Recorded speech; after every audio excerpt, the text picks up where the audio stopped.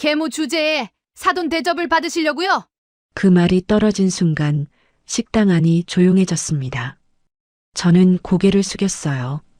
무릎 위에 올린 손이 떨렸습니다. 익숙한 말이었거든요. 20년 동안 들어온 말이었으니까요. 그때였습니다. 아들이 자리에서 벌떡 일어나더니 예비 사돈의 뺨을 후려쳤어요. 지금 우리 어머니한테 뭐라고 하셨습니까? 저는 숨이 멎었습니다.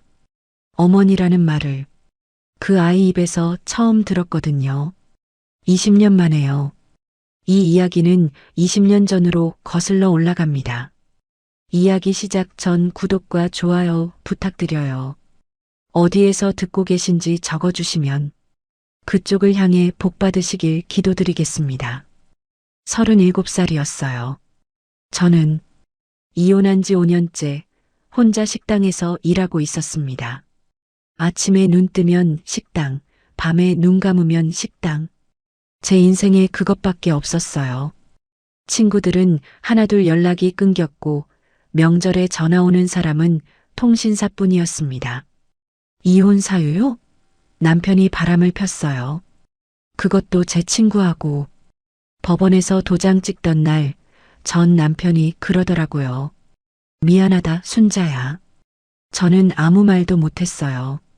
미안하면 안 하면 되는 건데 사람이 왜 그런 건지. 그날 이후로 저는 사랑이라는 걸 접었습니다. 아예 접어서 서랍 깊숙이 넣어버렸어요. 다시 꺼낼 일 없을 거라고 생각했거든요. 그런데 그 사람이 나타났어요. 처음 본 건 식당에서였습니다. 점심시간이 지나고 한산해질 때쯤 남자 하나가 꼬마를 데리고 들어왔어요. 건설 현장에서 바로 온 듯 작업복에 흙이 묻어 있었고 손은 컸습니다. 투박하고 거칠고 근데 그 큰 손으로 아이 점퍼 지퍼를 올려주는 게 보였어요. 조심스럽게 천천히 뭐 드릴까요? 제가 물으니까 남자가 메뉴판도 안 보고 말했어요. 된장찌개 하나 하고 이 녀석은 계란말이 좋아하는데 되나요? 옆에 앉은 꼬마가 고개를 푹 숙이고 있었어요. 7살쯤 되어 보였는데 눈이 아빠를 꼭 닮았더라고요. 크고 까만 눈. 그런데 그 눈에 웃음이 없었습니다. 7살짜리한테 그런 눈은 어울리지 않는다고 생각했어요. 그날 이후로 그 남자는 일주일에 서너 번 왔습니다. 항상 그 아이를 데리고요. 된장찌개 아니면 김치찌개. 아이한테는 항상 계란말이. 밥은 꼭 다 먹고 수저를 내려놓을 때 잘 먹었습니다. 한마디를 꼭 했어요.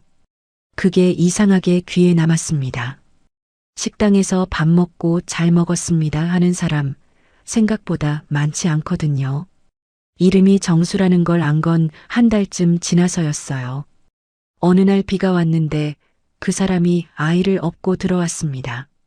점퍼를 벗어서 아이 머리 위에 씌워주고 본인은 흠뻑 젖어 있었어요. 아이고, 젖으셨네요. 수건 드릴게요. 괜찮습니다. 이 녀석만 안 젖으면 돼요. 그때 아이가 저를 올려다봤어요. 여전히 웃음 없는 눈. 그런데 아빠 등에 엎여 있는 그 모습이 어찌나 작아 보이던지 가슴이 시렸습니다. 아이 엄마는 안 오시나요? 제가 조심스럽게 물었어요. 그 사람이 잠시 멈칫하더니 말했습니다. 아이 엄마는 이 녀석 셋대 갔어요. 아파서. 목소리가 담담했어요. 슬프지 않은 게 아니라 슬픔이 이미 일상이 된 사람의 목소리였습니다. 저 혼자 키우고 있어요. 건설 현장 다니면서. 그 뒤로 저도 모르게 그 사람이 오는 시간에 신경을 쓰게 됐어요. 반찬을 하나 더 챙겼습니다. 아이한테는 계란말이를 좀 더 도톰하게 말았어요. 정수 씨가 눈치를 챘는지 어느 날 계산할 때 말했어요. 반찬 매번 이렇게 많이 주시면 안 되는데. 괜찮아요. 남는 거예요. 남는 거 아니었거든요.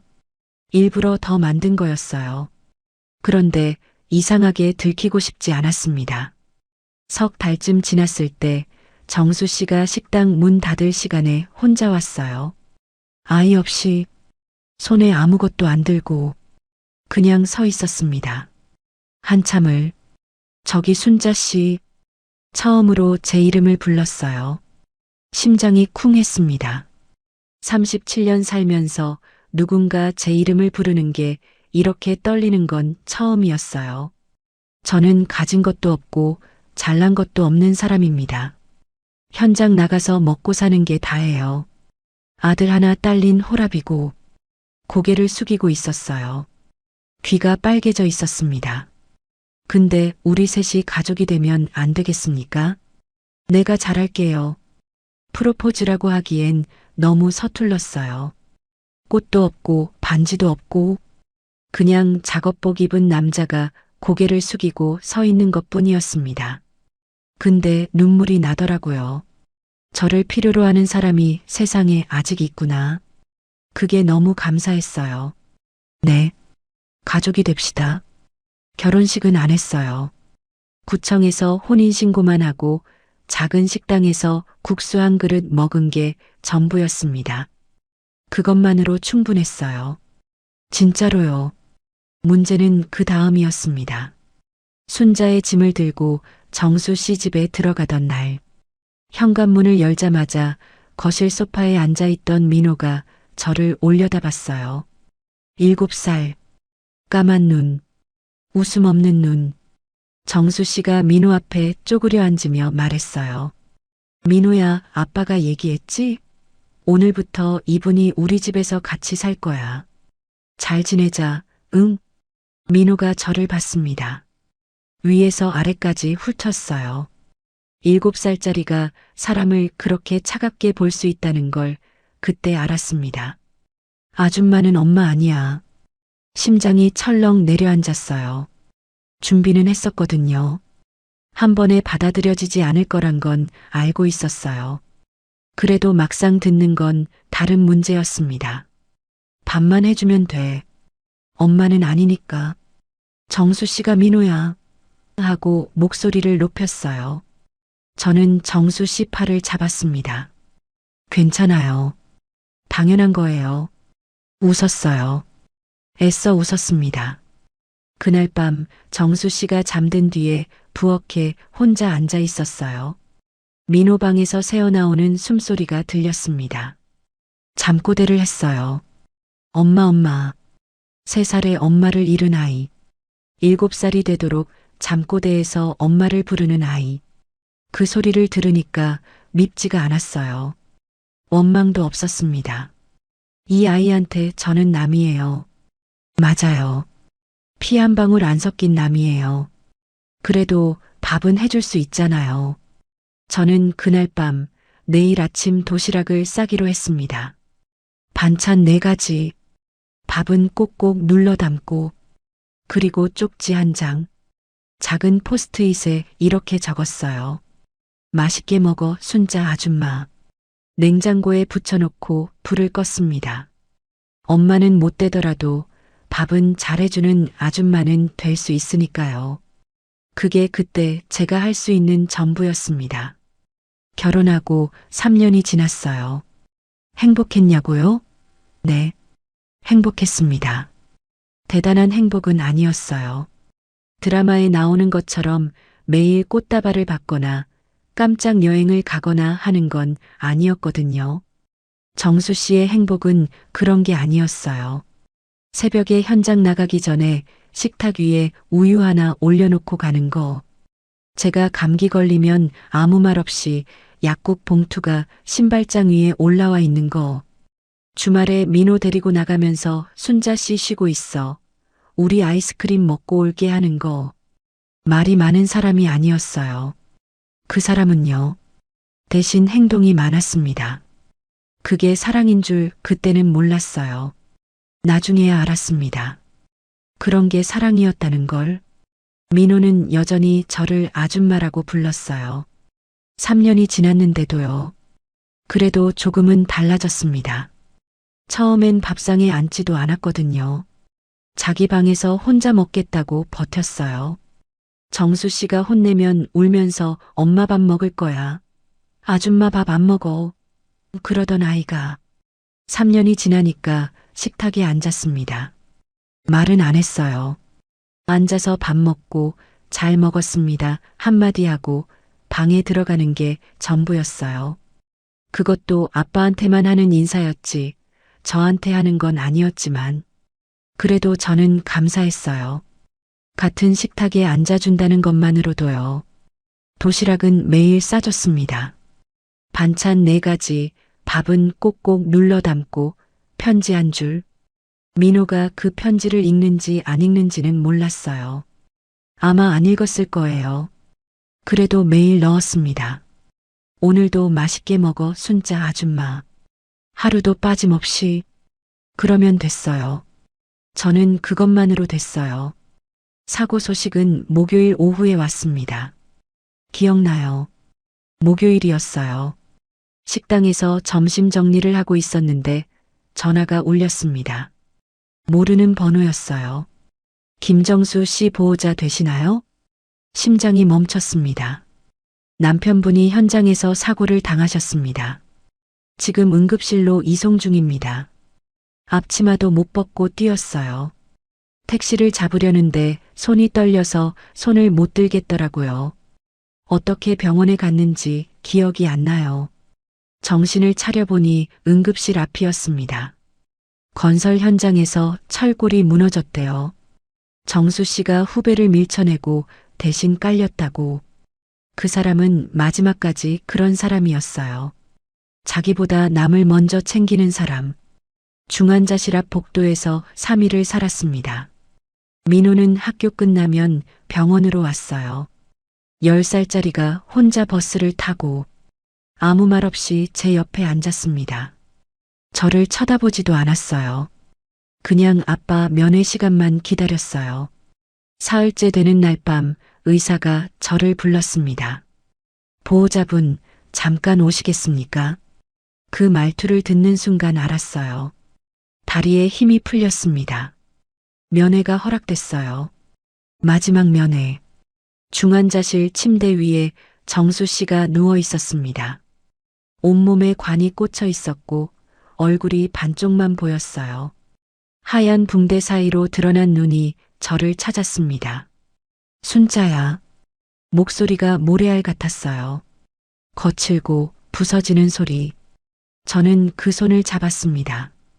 투박하고 거칠던 손이 이렇게 차가울 수 있다는 걸 그때 알았어요. 현장에서 쇠를 만지던 손, 민호 지퍼를 올려주던 손, 제 머리카락에 묻은 팔을 떼어주던 손. 그 손이 떨리고 있었습니다. 순자야, 이 아이 부탁해. 숨이 끊어질 듯 말하는데 눈에서 눈물이 한 줄기 흘렀어요. 이 사람이 우는 걸 처음 봤습니다. 3년 동안 한 번도 운 적 없는 사람이었거든요. 너밖에 없어. 민호 엄마가 되어줘. 저는 고개를 끄덕였어요. 말이 안 나왔습니다. 목이 막혀서, 눈물이 쏟아져서 그냥 고개만 끄덕이고 또 끄덕이고. 당신 내가 잘할게요. 민호 내가 키울게요. 약속할게요. 정수 씨가 웃었어요. 아주 작게. 입꼬리가 겨우 올라간 정도. 그런데 그 미소가 세상에서 제일 따뜻했습니다. 그리고 새벽 3시 42분. 기계 소리가 길게 울렸습니다. 장례식은 3일장이었어요. 조문객이 많지 않았습니다. 현장 동료 몇 명, 먼 친척 2명. 정수 씨가 부모님을 일찍 여의고 누나하고도 왕래가 뜸했다고 들었는데 장례식장이 그걸 증명하더라고요. 민호는 영정사진 앞에 서서 울지 않았어요. 10살짜리가 상복을 입고 꼿꼿이 서 있었습니다. 조문객이 오면 고개를 숙여 인사하고 가면 다시 서고. 한 번도 울지 않았어요. 저는 그게 더 무서웠습니다. 우는 것보다. 장례식 마지막 날 밤 민호가 저한테 말했어요. 3일 동안 처음으로. 아줌마 때문이야. 뭐? 아빠가 아줌마 때문에 죽은 거야. 아줌마가 오고 나서 아빠가 돈 벌려고 무리한 거야. 10살짜리의 입에서 나온 말이 칼이었어요. 저는 아무 말도 못했습니다. 반박할 수 없었거든요. 아니라고 말할 수 있는 근거가 제게는 없었어요. 민호가 방으로 들어갔습니다. 문을 쾅 닫았어요. 저는 영정 앞에 혼자 앉아 있었습니다. 정수 씨 사진이 웃고 있었어요. 그 따뜻한 미소, 그 미소를 보면서 생각했어요. 당신은 갔지만 나는 약속했잖아요. 이 아이를 키우겠다고. 장례가 끝나고 닷새째 되는 날 고모가 찾아왔어요. 정수 씨의 누나. 장례식장에도 마지막 날에야 얼굴을 비췄던 사람이었습니다. 살아생전에 동생한테 전화 한 통 안 하던 사람이 동생이 죽으니까 찾아온 거예요. 순자 씨, 우리 좀 이야기합시다. 식탁에 마주 앉았어요. 고모가 서류 봉투를 꺼내면서 말했습니다. 정수 재산 정리를 해야 할 것 아니야. 아파트도 있고 보험금도 나올 거고 내가 도와줄게. 다 관리해 줄 테니까. 그러고는 민호를 봤어요. 민호도 우리 집에서 키울게. 우리가 피가 이어진 가족이니까. 당신은 피도 안 섞였잖아. 이제 갈 때 가도 되는 거야. 그 순간 고모가 민호를 보는 눈을 봤어요. 아이를 보는 눈이 아니었습니다. 통장을 보는 눈이었어요. 저는 그 눈빛에서 모든 걸 알았습니다. 이 사람한테 민호를 맡기면 안 된다는 걸. 이 사람이 원하는 건 민호가 아니라 정수 씨가 남긴 돈이라는 걸. 형님, 목소리가 떨렸지만 또박또박 말했어요. 민호는 제가 키울 겁니다. 당신 동생이 저한테 부탁했으니까요. 고모 얼굴이 일그러졌어요. 당신이 뭔데? 피 한 방울도 안 섞인 주제에 피 안 섞였어요. 맞아요. 저는 눈을 피하지 않았습니다.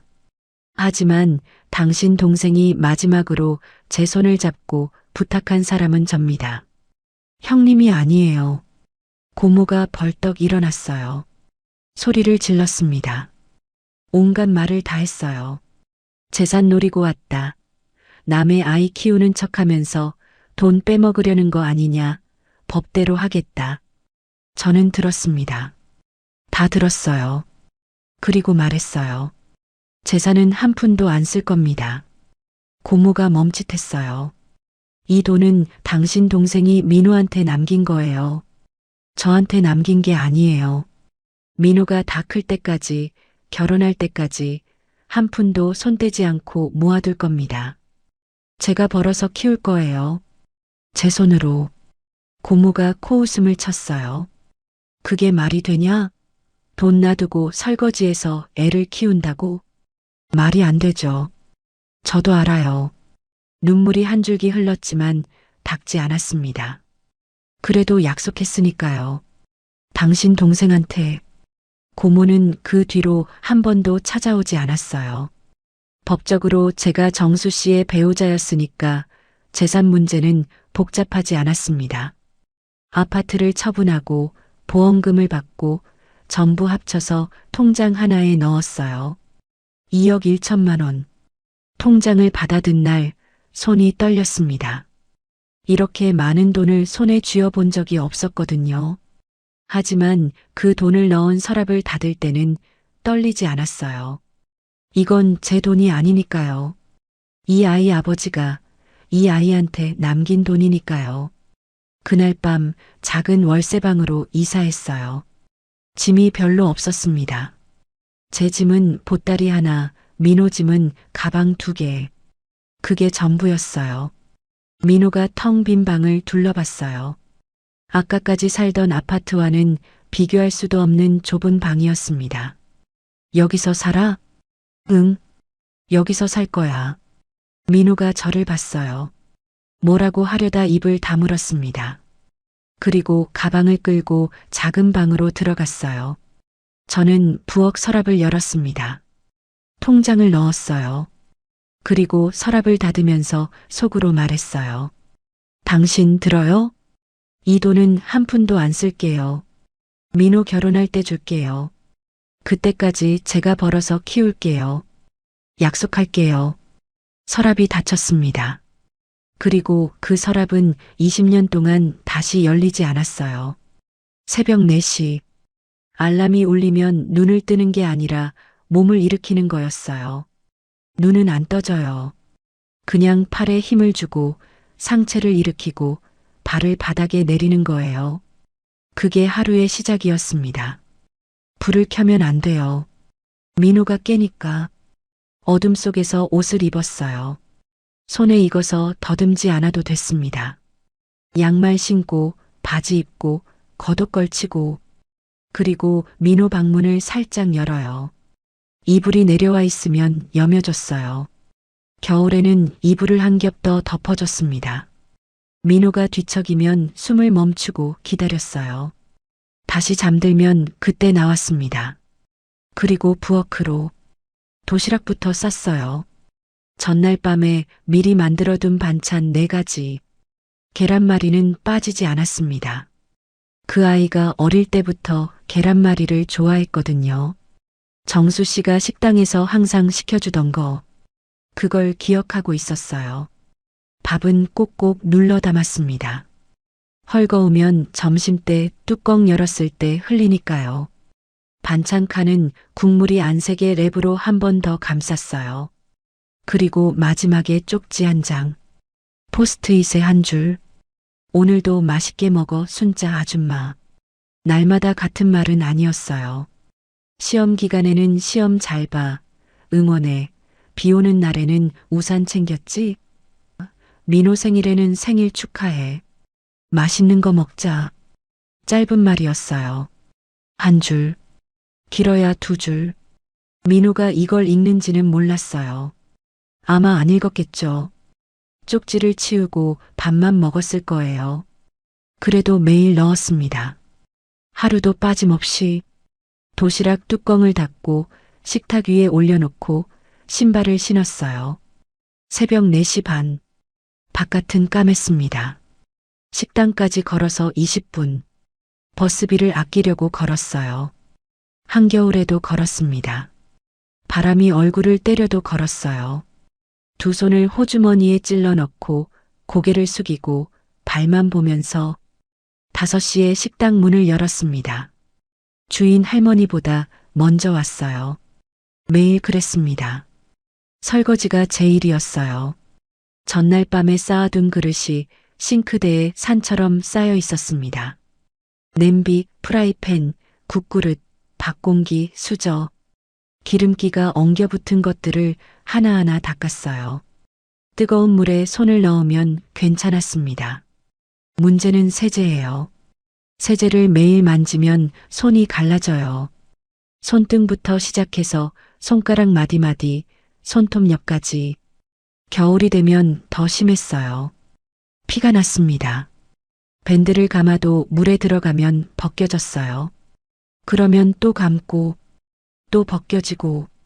그래도 설거지는 해야 했으니까요. 한 번은 주인 할머니가 그러셨어요. 순자야, 손 좀 봐. 이게 사람 손이야? 고무 장갑이라도 끼고 해. 고무 장갑을 끼면 그릇이 미끄러워서 깨졌어요. 깨지면 그릇값을 물어야 했습니다. 그래서 맨손으로 했어요. 아침 설거지가 끝나면 점심 준비를 도왔습니다. 점심 영업이 끝나면 또 설거지. 오후 2시쯤 끝나면 다른 식당으로 갔어요. 거기서 서빙. 저녁 8시까지. 하루에 식당 2곳. 새벽 4시 반에 나가서 밤 8시 반에 들어오는 생활. 그게 1년이 됐고 2년이 됐고 5년이 됐습니다. 돈이 없었냐고요? 아니요. 있었어요. 서랍 속에 통장이 있었으니까요. 2억 1천만 원. 그 돈이면 설거지 안 해도 됐어요. 편하게 살 수 있었어요. 민호 학원비도 넉넉히 낼 수 있었고 좀 더 넓은 집으로 이사 갈 수도 있었어요. 하지만 손대지 않았습니다. 한 번도요. 이건 제 돈이 아니에요. 이 아이 아버지가 이 아이한테 남긴 돈이에요. 제가 쓸 돈이 아닌 거예요. 가끔 새벽에 설거지하다가 손이 너무 아파서 밴드 위로 피가 배어 나올 때 통장 생각이 났어요. 그 돈을 조금만 쓰면, 아주 조금만 쓰면 설거지 안 해도 되는데, 그때마다 정수 씨 얼굴이 떠올랐습니다. 마지막으로 봤던 그 얼굴, 붕대 사이로 드러난 한쪽 눈, 눈물 한 줄기 흘리면서 이 아이 부탁해 하던 그 얼굴. 그러면 생각이 사라졌어요. 손이 아픈 건 참을 수 있었습니다. 통장을 여는 건 참을 수 없었어요. 정미를 만난 건 설거지 시작한 지 2년째 되던 해였어요. 같은 식당에서 일하는 동갑내기, 직설적이고 목소리가 크고 웃음이 시원한 사람. 처음 본 날 저한테 그랬어요. 언니, 손 왜 그래? 사람 손이 아니잖아. 괜찮아. 원래 이래. 원래 이런 손이 어딨어. 손이 무슨 사포야. 그날부터 정미가 제 옆자리에 붙었어요. 점심시간에 같이 밥 먹고 쉬는 시간에 같이 앉아 있고 특별한 얘기를 한 건 아니에요. 그냥 옆에 있어줬어요. 정수 씨가 떠나고 민호는 저한테 말을 안 하고 고모는 끊기고 세상에 저한테 말을 거는 사람이 없었거든요. 정미가 처음이었어요. 어느 날 설거지하다가 물었어요. 순자야, 너 대체 왜 이렇게 일해? 아침부터 밤까지. 돈이 그렇게 급해? 민호 학비 벌어야 하니까. 근데 남편 보험금이나 그런 거 없어? 아파트도 있었다며. 저는 잠시 멈췄어요. 그리고 말했습니다. 있어. 정미가 눈이 커졌어요. 있는데 왜 이 고생을 해? 그건 내 돈이 아니야. 정미가 저를 빤히 봤어요. 그 돈은 민호 아버지가 민호한테 남긴 거야. 나중에 결혼할 때 줄 거야. 그때까지 한 푼도 안 쓸 거야. 정미가 한참 동안 아무 말도 안 했어요. 그러다 수세미를 집더니 옆에 서서 같이 그릇을 닦기 시작했습니다. 야, 너 진짜 바보다. 그게 전부였어요. 더 이상 묻지 않았습니다. 하지만 그날부터 정미가 점심 반찬을 하나씩 더 챙겨줬어요. 남는 거야라면서. 남는 거 아닌 거 저도 알았어요. 일부러 더 가져오는 거였거든요. 예전에 제가 정수 씨한테 그랬던 것처럼 사람은 그렇게 돌고 도는 거더라고요. 민호한테 말을 안 했어요. 통장 얘기를. 그 아이는 몰랐을 거예요. 돈이 있다는 것도, 제가 매일 새벽에 나가는 이유도, 학교에서 돌아오면 밥이 차려져 있고 교복이 세탁되어 있고 교과서가 준비되어 있으니까. 그게 어디서 오는 건지 관심이 없었을 거예요. 중학교 교복을 사야 했어요. 겨울 교복, 여름 교복, 체육복, 실내화. 합치면 40만 원이 넘었습니다. 한 달 월급의 절반이었어요. 야간에 세탁 공장 아르바이트를 추가했습니다. 밤 9시부터 12시까지 3시간. 하루에 3만 원. 열흘이면 교복값이 나왔어요. 그 열흘 동안 하루에 4시간을 잤습니다. 수학여행비도 그렇게 벌었어요. 참고서비도. 아이가 뭔가 필요할 때마다 야간 일을 추가했습니다. 3시간씩, 며칠씩. 정미가 혀를 찼어요. 순자야, 네가 뭔 죄가 있다고 남의 자식한테 이러고 사냐? 저는 수세미를 멈추지 않고 말했습니다. 남의 자식이 아니야. 내 자식이야. 정미가 아무 말도 안 했어요. 대신 옆에서 그릇을 하나 더 집었습니다. 저녁 8시 반에 집에 돌아오면 가장 먼저 보는 게 있었어요. 식탁 위 도시락통. 비어 있으면 웃었습니다. 반찬이 남아 있으면 마음이 쓰였어요. 오늘 입맛이 없었나? 아니면 맛이 없었나? 하지만 대부분은 비어 있었어요. 깨끗하게. 민호가 씻어놓지는 않았습니다. 그냥 빈 도시락통이 식탁 위에 놓여 있었어요. 그거면 됐어요. 도시락통을 씻으면서 혼잣말을 했어요. 오늘도 다 먹었네. 그 한마디가 하루의 보상이었습니다. 밥을 먹어준다는 것, 제가 싼 도시락을 비워준다는 것, 그게 이 아이가 저한테 하는 유일한 대답이었어요. 고맙다는 말은 없었습니다. 맛있었다는 말도 없었어요. 아줌마라는 호칭도 밥 달라는 말 외에는 잘 안 했어요. 그래도 괜찮았습니다. 빈 도시락통? 그거면 충분했어요. 쪽지를 읽었는지는 끝내 모르겠어요. 한 번도 쪽지에 대해 뭐라고 한 적이 없거든요. 다 읽었어요도 그만 넣어요도 아무 말이 없었어요. 그래서 그냥 계속 넣었습니다. 포스트잇이 떨어지면 문구점에서 사왔어요. 노란색, 항상 노란색, 매일 한 장씩, 1년이면 365장, 5년이면 1825장, 한 장 한 장 갈라진 손으로 적었습니다. 읽든 안 읽든, 버리든 안 버리든, 그게 제가 이 아이한테 할 수 있는 말의 전부였으니까요. 민호가 중학교에 들어갈 때까지는 그래도 괜찮았어요. 아줌마라는 호칭이 익숙해졌거든요. 처음엔 들을 때마다 가슴이 찔렸는데 5년이 지나니까 무뎌졌습니다. 사람이 그래요. 아픈 것도 매일 아프면 안 아픈 척 할 수 있게 되더라고요. 민호는 공부를 잘했어요. 제가 가르친 건 아닙니다. 저는 고등학교밖에 못 나왔으니까요. 다만 중학교 수학까지는 교과서를 보면서 같이 풀어줬어요. 제가 맞게 푸는 건지도 모르면서 민호가 가끔 한심하다는 눈으로 쳐다봤지만 그래도 같이 앉아 있어 줬습니다. 그거면 됐어요. 성적표를 받아오면 식탁 위에 놓고 방에 들어갔어요. 보라는 말은 안 했어요. 그래도 저는 봤습니다. 상위권이었어요. 수학을 특히 잘했습니다. 성적표를 보고 혼자 웃었어요. 정수 씨한테 말했습니다. 마음속으로 당신 민호가 공부를 잘해요. 당신 닮았나 봐. 문제는 고등학교에 들어가면서 시작됐어요.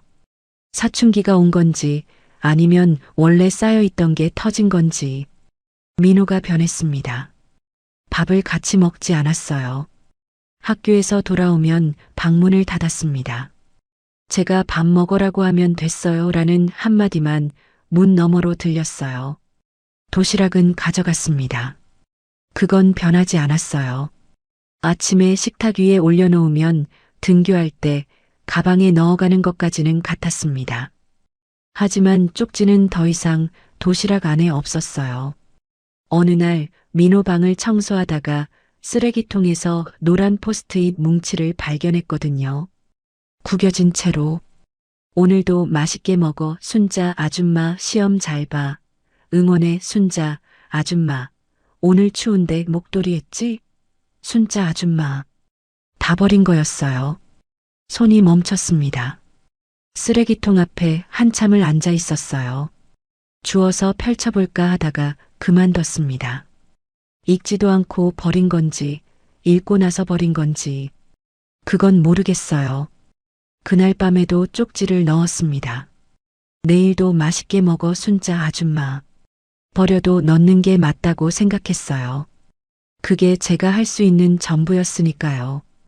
고등학교 2학년 가을이었어요. 담임 선생님한테 전화가 왔습니다.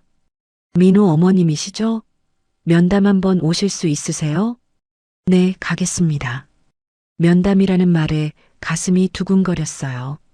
민호가 무슨 사고를 쳤나 싶어서가 아니에요. 학교에 가면 어머니라고 불러주니까. 세상에서 저를 어머니라고 부르는 사람은 담임 선생님밖에 없었거든요. 가장 깨끗한 옷을 입었어요. 남색 카디건, 흰색 블라우스. 갈라진 손이 보일까봐 소매를 좀 내렸습니다. 학교 정문을 들어서는데 심장이 뛰었어요. 엄마들이 삼삼오오 모여 있었습니다. 저는 혼자였어요. 면담실에 들어가니까 민호가 먼저 와 있었어요. 창밖을 보고 있었습니다. 선생님이 웃으며 말했어요. 어머니, 민호가 성적이 아주 우수해요. 의대 진학도 충분히 가능한 수준입니다. 어머니께서 집에서 많이 챙겨주시나 봐요. 아, 네. 대답하려는데 민호가 끼어들었습니다. 어머니 아닙니다. 시간이 멈춘 것 같았어요. 선생님이 당황한 얼굴로 민호를 봤습니다. 민호는 창밖을 보고 있었어요. 저를 쳐다보지도 않았습니다. 어머니 아니에요. 그냥 말끝을 흐렸어요. 아줌마라고 하려다 멈춘 것 같았습니다. 선생님 앞에서 그 말은 차마 못한 거겠죠. 선생님이 분위기를 읽고 얼른 다른 이야기를 꺼냈어요. 성적 이야기, 진학 이야기. 하지만 저는 하나도 안 들렸습니다. 어머니 아닙니다. 그 네 글자만 머릿속에서 울리고 있었어요. 면담이 끝나고 학교를 나왔습니다. 민호가 앞서 걸었어요. 세 걸음쯤 앞에서 등을 보면서 걸었습니다. 17살, 저보다 머리 하나는 큰 아이. 어깨가 넓어지고 있었어요. 정수 씨를 닮아가고 있었습니다. 말을 걸고 싶었어요. 민호야, 선생님이 칭찬했잖아. 의대 갈 수 있대. 그런 말을 하고 싶었어요. 입을 열려는데 민호가 더 빨리 걸었습니다. 점점 멀어졌어요. 저는 따라가지 않았습니다. 같이 걷는 건데 혼자 걷는 것 같았어요. 집에 도착해서 현관문을 열자마자 민호가 돌아섰습니다. 얼굴이 빨갛게 달아올라 있었어요. 분노인지 창피함인지 모르겠었습니다. 아마 둘 다였을 거예요. 아줌마. 응? 왜 학교에 와요? 선생님이 오라고 했으니까. 다음부터 오지 마세요. 심장이 쿵 내려앉았지만 표정을 안 바꾸려고 했어요. 왜? 민호가 소리를 질렀습니다. 엄마 행세하지 마세요. 창피하게. 목소리가 집 전체를 울렸어요. 좁은 월세방이니까 어디든 다 들렸을 겁니다. 민호의 눈이 젖어 있었어요. 화가 난 건데 우는 것 같기도 했어요. 진짜 엄마도 아니면서 왜 엄마인 척해요? 저는 아무 말도 못했습니다. 반박할 수 없었거든요. 맞는 말이니까요. 진짜 엄마가 아니니까요. 피 한 방울 안 섞였으니까요. 민호가 방으로 들어갔습니다. 문이 쾅 닫혔어요. 벽이 흔들렸습니다. 저는 현관에 서 있었어요. 신발도 못 벗고 한참을 그리고 천천히 신발을 벗었습니다. 부엌으로 갔어요. 밥 먹고 해. 아무도 없는 부엌에서 그 말이 나왔어요. 민호한테 하는 말이었는데 민호는 방에 있었고 문은 닫혀 있었고 그 말은 아무데도 가지 못했습니다. 방에 들어가서 이불을 뒤집어 썼어요. 소리를 죽이고 울었습니다. 베개에 얼굴을 묻고 이를 꽉 깨물고 소리가 나면 민호가 들을까봐. 이 좁은 집에서는 울음소리도 사치였어요. 내가 뭔 자격으로. 그 말이 머릿속에서 맴돌았어요. 내가 뭔 자격으로 엄마랍시고 학교에 가. 피 한 방울 안 섞인 주제에. 식당에서 설거지나 하는 주제에. 이 아이한테 창피한 존재인 주제에. 맞는 말이었어요. 전부 다 맞는 말이었어요. 7년 동안 매일 새벽에 도시락을 쌌는데 그 아이한테 저는 여전히 아줌마였어요. 밥 해주는 아줌마. 그 이상도 이하도 아닌. 울다가 잠이 들었어요. 눈을 뜨니까 새벽 3시 반이었습니다. 알람보다 30분 먼저 깼어요. 눈이 퉁퉁 부어 있었습니다. 도시락을 쌀까 말까 생각했어요. 오늘은 안 싸도 되지 않을까? 어차피 익지도 않는 쪽지, 어차피 고맙다는 말 한마디 없는 도시락. 안 싸도 모를 거예요. 신경도 안 쓸 거예요. 그런데요. 손이 알아서 움직이더라고요. 냉장고를 열고 밥을 퍼담고 반찬을 넣고 계란을 깨서 말았어요. 손이 떨렸습니다. 어젯밤에 너무 울어서 그래도 계란말이는 도톰하게 말았어요. 이 아이가 좋아하니까 포스트잇을 꺼냈습니다. 뭐라고 쓸까 한참을 생각했어요. 오늘도 맛있게 먹어. 그게 전부였어요. 순자 아줌마는 안 적었습니다. 그날은 왜인지 그 말을 적을 수가 없었어요. 도시락 뚜껑을 닫았습니다. 그런데 뚜껑 위에 뭔가 묻어 있었어요. 밴드가 벗겨져 있었습니다. 밤새 이불에 쓸려서 갈라진 손가락 사이에서 피가 조금 나와 있었어요. 그게 뚜껑에 묻었습니다. 작은 핏자국. 닦아내려다 말았어요. 어차피 뚜껑 열면 안 보이니까. 식탁에 올려놓고 신발을 신었습니다. 새벽 4시 반. 바깥은 까맸어요. 오늘도 걸었습니다. 어제와 같은 길, 어제와 같은 어둠. 달라진 건 없었어요. 달라진 건 눈이 퉁퉁 부었다는 것뿐. 그날 저녁 집에 돌아왔을 때 식탁 위에 도시락통이 있었어요. 비어 있었습니다. 그런데 옆에 뭔가가 놓여 있었어요. 밴드 하나, 새 밴드, 포장이 뜯어진 도시락 옆에 놓여 있었어요. 민호가 놓은 거였어요. 틀림없었습니다. 이 집에 사는 건 저와 민호뿐이니까 뚜껑에 묻은 핏자국을 받겠죠. 그리고 밴드를 꺼내 놓은 거예요. 미안하다는 말 대신, 고맙다는 말 대신, 밴드 하나. 저는 그 밴드를 한참 동안 들여다봤어요. 그리고 울었습니다. 이번엔 참지 않았어요. 좁은 부엌에 쪼그려 앉아서 밴드 하나를 손에 쥐고 한참을 울었습니다. 이게 뭐라고? 밴드 하나가 뭐라고? 그런데 이상하게 어젯밤보다 덜 아팠어요. 어젯밤에는 세상이 무너지는 것 같았는데 밴드 하나를 보니까 다시 일어설 수 있을 것 같았어요. 고마워, 민호야. 아무도 없는 부엌에서 혼잣말을 했어요. 그리고 새 밴드를 손가락에 감았습니다. 민호가 놓아준 밴드를. 내일도 도시락을 쌀 수 있을 것 같았어요. 고등학교 3학년 겨울이었어요. 민호가 의대를 가겠다고 했습니다. 저한테 직접 말한 건 아니에요.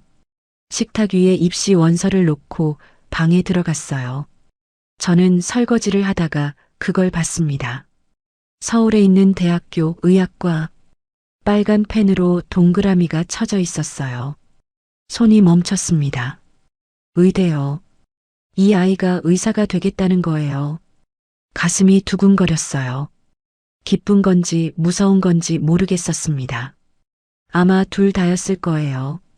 이 아이가 의사가 된다면 정수 씨가 얼마나 좋아할까. 그 생각에 기뻤고 의대 등록금을 어떻게 마련하지. 그 생각에 무서웠어요. 통장이 떠올랐습니다. 서랍 속 통장. 2억 1천만 원. 그 돈을 쓰면 간단했어요. 의대 등록금, 생활비, 교재비. 다 해결되는 거였어요. 1초도 고민 안 했습니다. 안 돼.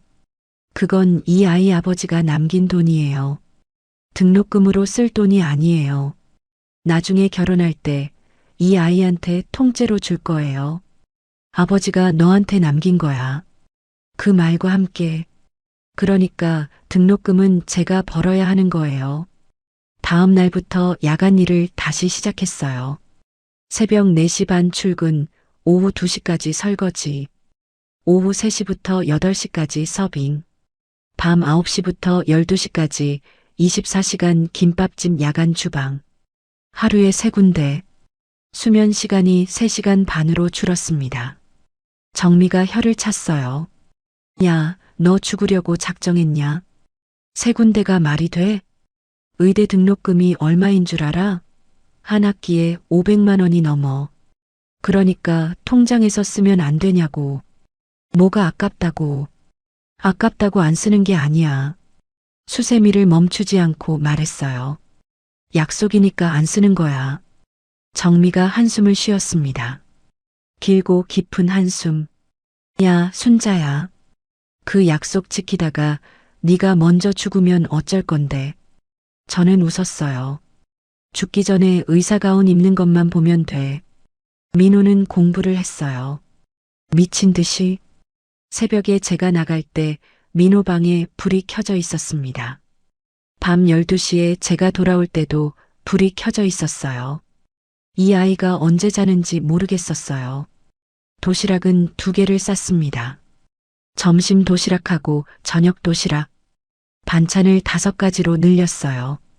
공부하는 아이한테 밥이라도 잘 먹여야 하니까. 고기 반찬을 넣으려면 돈이 더 들었지만 야간 김밥집 일을 하면 그만큼 나왔어요. 쪽지는 계속 넣었습니다. 오늘도 힘내 순자 아줌마. 야식 먹고 싶으면 냉장고에 있어. 감기 조심해. 읽는지 모릅니다. 여전히. 사장에서 쓰레기통에 버린 걸 봤으니까 안 읽을 수도 있어요. 그래도 넣었습니다. 근데 이상한 게 있었어요. 사장 이후로 쓰레기통에서 포스트잇을 다시는 발견하지 못했습니다. 그 뒤로 민호 방을 청소할 때마다 슬쩍 봤어요. 쓰레기통에 노란 포스트잇이 있나? 없었어요. 한 번도. 버린 건지 어딘가에 놔둔 건지 그건 모르겠어요. 물어볼 수도 없었고요. 합격 통보는 전화로 왔어요. 2월이었습니다. 식당에서 점심 정리를 하고 있었는데 전화가 울렸어요. 아줌마, 민호였어요. 전화를 먼저 하는 일이 거의 없는 아이였습니다. 왜? 무슨 일이야? 합격했어요. 담담한 목소리였어요. 떨리지도 않고 들뜨지도 않고 그냥 사실을 전달하는 톤. 의대요. 합격했어요. 전화기를 잡은 손에 힘이 풀렸습니다. 진짜? 네. 진짜야? 네, 진짜요. 민호가 잠시 멈췄어요. 그리고 말했습니다. 그것만 알려드리려고요. 전화가 끊겼어요. 저는 식당 구석으로 갔습니다. 밀가루 포대가 쌓여 있는 창고 쪽. 주저앉았어요. 바닥에 그대로. 그리고 울었습니다. 정미가 뛰어왔어요. 야, 순자야. 왜 그래? 무슨 일이야? 민호 무슨 일 있어? 아니야. 그럼 왜 울어? 합격했어. 정미야. 의대. 민호가 합격했어. 정미가 멈칫했어요. 그리고 같이 울었습니다. 옆에 쭈그려 앉아서 이 바보야. 그걸 울면서 말하냐. 나도 몰라. 그냥 눈물이 나. 둘이 밀가루 창고에서 한참을 울었어요. 주인 할머니가 들어왔다가 깜짝 놀라서 무슨 일이야 했는데 정미가 기쁜 일이에요 사장님 하니까 할머니도 웃었습니다. 그날 저녁 집에 돌아와서 정수 씨한테 말했어요. 서랍 앞에 서서 당신 들어요? 민호가 의대에 합격했어요. 의사가 된대요. 당신 아들이. 통장이 들어있는 서랍을 손으로 쓸었습니다. 조금만 더 기다려 당신. 이 아이가 좋은 사람 만나서 결혼하면 그때 이 돈 줄게요. 그런데 그날 밤 민호한테서 연락이 왔어요. 아줌마. 응. 등록금은 제가 장학금으로 해결할게요. 걱정 안 하셔도 돼요. 심장이 쿵 했습니다. 장학금? 성적 장학금이요. 등록금 전액 감면이에요. 목소리가 담담했어요. 항상 그랬듯이. 하지만 왜 이 아이가 장학금 얘기를 하는 건지. 아줌마가 무리하지 않아도 된다고요. 그 한마디에 목이 메었습니다. 이 아이가 알고 있었던 거예요. 제가 야간 일까지 하고 있다는 걸. 등록금 때문에 3군데를 뛰고 있다는 걸. 어떻게 알았는지는 모르겠어요. 저는 한 번도 말한 적이 없었으니까. 알겠어. 고마워. 그 말이 전부였어요. 더 말하면 울 것 같았거든요. 전화를 끊고 한참을 앉아 있었습니다. 아줌마였어요. 여전히. 하지만 무리하지 않아도 된다는 말을 이 아이가 해줬어요. 12년 만에 처음으로 저를 걱정해주는 말이었습니다. 장학금을 받으려고 그렇게 미친 듯이 공부한 거였을까요? 등록금 때문이었을까요? 그건 모르겠어요. 물어보지 못했습니다. 물어보면 이 아이가 부담스러워할 테니까. 의대 6년, 레지던트 시작. 시간이 그렇게 흘렀습니다. 민호가 서울로 올라간 뒤에는 집이 더 조용해졌어요. 원래도 조용했지만 사람이 하나 빠지니까 다른 종류의 조용함이었어요. 도시락을 쌀 필요가 없어졌습니다.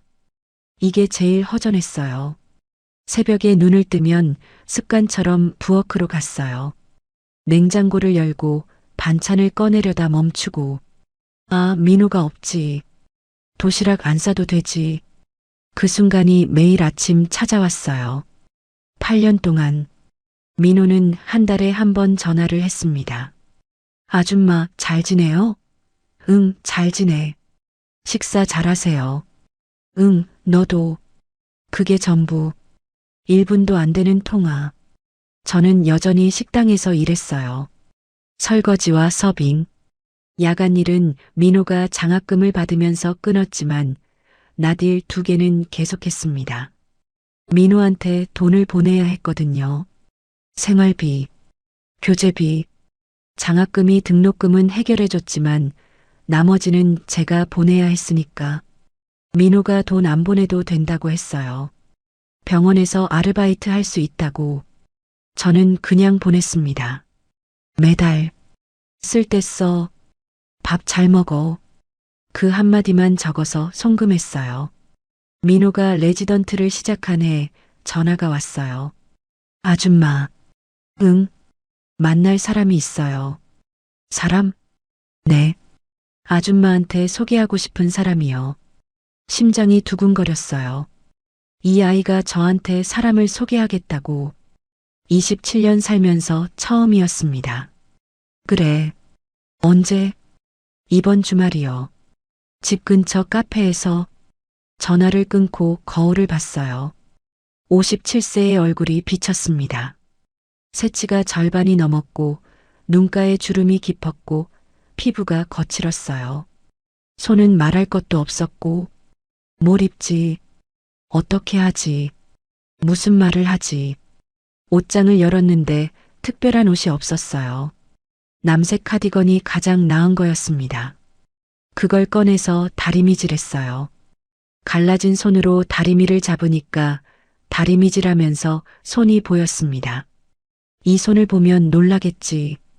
소매를 좀 내려야겠다고 생각했어요. 토요일 오후, 집 근처 카페. 민호가 먼저 와 있었어요. 양복을 입고 있었습니다. 병원에서 바로 온 건지 아니면 일부러 입은 건지. 이 아이가 양복을 입은 걸 처음 봤어요. 정수 씨가 떠올랐습니다. 어깨 너비가 턱선이 그 사람을 닮아가고 있었어요. 그리고 옆에 여자가 앉아 있었습니다. 까만 생머리, 밝은 피부, 부드러운 눈, 연한 핑크색 스웨터를 입고 있었어요. 예뻤습니다. 근데 예쁜 것보다 눈이 따뜻했어요. 민호를 바라보는 눈이 정수 씨가 저를 바라보던 그 눈과 같았어요. 아줌마, 여기요. 민호가 자리에서 일어나며 손짓했어요. 제가 다가가니까 옆에 있던 여자가 벌떡 일어났습니다. 어머님, 환하게 웃으면서 두 손을 내밀었어요. 수빈이라고 합니다. 만나 뵙게 되어 정말 반갑습니다. 어머님, 어머님. 이 아이가 저를 어머님이라고 불렀어요. 한 번도 만난 적 없는 사람이 처음 보자마자 당연하다는 듯이 저는 얼떨떨해서 손을 내밀었어요. 수빈이가 제 손을 잡았습니다. 그 순간 수빈이의 표정이 살짝 변했어요. 느꼈겠죠. 제 손이 거칠고 갈라지고 굳은 살이 박힌 이 손을. 하지만 수빈이는 놓지 않았어요. 오히려 두 손으로 감싸쥐었습니다. 꼭 어머님 손이 따뜻하시네요. 따뜻하다고. 이 갈라진 손을. 코끝이 찡했습니다. 눈물이 올라올 것 같아서 억지로 웃었어요. 그래, 고마워. 예쁘다, 수빈이. 수빈이는 간호사였어요. 민호와 같은 대학병원에서 일한다고 했습니다. 그렇게 만났대요. 커피를 마시면서 이야기를 나눴어요. 수빈이가 주로 말했습니다. 민호는 원래 말이 없는 아이니까. 수빈이가 웃으면 민호가 옆에서 잠깐 미소 짓고 수빈이가 저한테 질문하면 민호가 슬쩍 제 쪽을 봤어요. 어머님, 민호 씨가 어머님 도시락 얘기를 자주 해요. 도시락? 네. 계란말이가 제일 맛있었다고요. 민호가 그런 말 안 했거든 하면서 고개를 돌렸어요. 귀가 빨개져 있었습니다. 가슴이 뜨거워졌어요. 계란말이가 맛있었다고. 이 아이가 누군가한테 제 도시락 얘기를 했다고. 한 번도 저한테 맛있다고 말한 적 없는 아이가. 어머님, 저도 어머님 계란말이 먹어보고 싶어요. 그래, 언제든지 와. 해줄게. 수빈이가 환하게 웃었어요. 저도 웃었습니다. 오랜만에. 진짜 웃음이었어요. 돌아가는 길에 민호가 잠깐 말했어요. 아줌마. 응. 수빈이는 좋은 애예요. 응. 나도 그렇게 느꼈어. 아줌마한테 잘할 거예요. 그 말이 이상했어요. 보통은 저한테 잘해요라고 하잖아요. 그런데 이 아이는 아줌마한테 잘할 거예요 라고 했어요. 저한테 잘할 사람을 골랐다는 뜻일까요? 너무 깊이 생각하면 안 된다는 걸 알면서도 가슴이 따뜻해졌어요. 민호야. 네. 수빈이가 좋으면 아줌마는 됐어. 민호가 저를 봤어요. 잠깐. 뭔가 말하려다 입을 다물었습니다. 그리고 다시 앞을 봤어요. 네. 그게 전부였어요. 하지만 그날 민호가 버스 정류장까지 같이 걸어갔어요. 보통은 먼저 가버리는 아이가 보폭을 맞춰서 제 옆에서 같이. 별것 아닌데 눈물이 날 뻔했습니다. 그날 밤 수빈이한테서 전화가 왔어요. 제 번호를 민호한테 받았나 봐요. 어머님, 오늘 정말 감사했습니다. 아이고, 내가 고마워. 이렇게 전화까지 해주고. 어머님, 한 가지 말씀드려도 될까요? 그래, 말해. 수빈이가 잠시 침묵했어요. 그리고 목소리가 살짝 떨렸습니다. 민호 씨가 어머님 이야기를 해줬어요. 다는 아니지만 어머님이 어떤 분인지. 저는요, 어머님. 수빈이 목소리에 울음이 섞여 있었어요. 민호 씨를 사랑하지만 민호 씨를 키워주신 어머님도 존경해요. 오늘 어머님 손을 잡았을 때 그 손이 어떤 손인지 알겠더라고요. 저는 전화기를 꽉 쥐었습니다. 수빈아. 네, 어머님. 고마워. 민호 잘 부탁해. 전화를 끊고 한참을 앉아 있었어요. 이 아이가, 민호가 누군가한테 저 이야기를 했구나. 다는 아니더라도 조금은 했구나. 그리고 그 이야기를 듣고도 도망가지 않은 아이를 데려왔구나. 그날 밤 서랍을 열었어요. 오랜만에 통장을 꺼냈습니다. 먼지가 쌓여 있었어요. 20년 만에 처음 꺼내는 거였습니다. 잔액을 확인하지는 않았어요. 볼 필요가 없었으니까. 통장을 가슴에 안고 말했어요. 당신 들어요? 민호가 여자친구를 데려왔어요. 예쁘고 착한 아이예요. 민호한테 잘해줄 것 같아요. 창밖으로 달이 보였어요. 이제 고지겠지. 조금만 더 기다려, 당신. 이 아이가 결혼하면 그때 이 통장 줄게요. 당신이 남긴 거라고 말해줄게요. 통장을 다시 서랍에 넣었습니다. 서랍을 닫으면서 웃었어요. 20년 만에 끝이 보이는 것 같았거든요. 상견례 날짜가 잡혔어요. 수빈이가 전화로 알려줬습니다. 어머님, 다음 주 토요일이요. 강남에 있는 한정식 집으로 정했어요. 저희 엄마가 장소를 잡았거든요. 그래, 알겠어. 어머님, 너무 긴장하지 마세요. 제가 옆에 있을게요. 수빈이의 목소리가 유난히 밝았어요. 하지만 끝에 살짝 걱정이 묻어 있었습니다.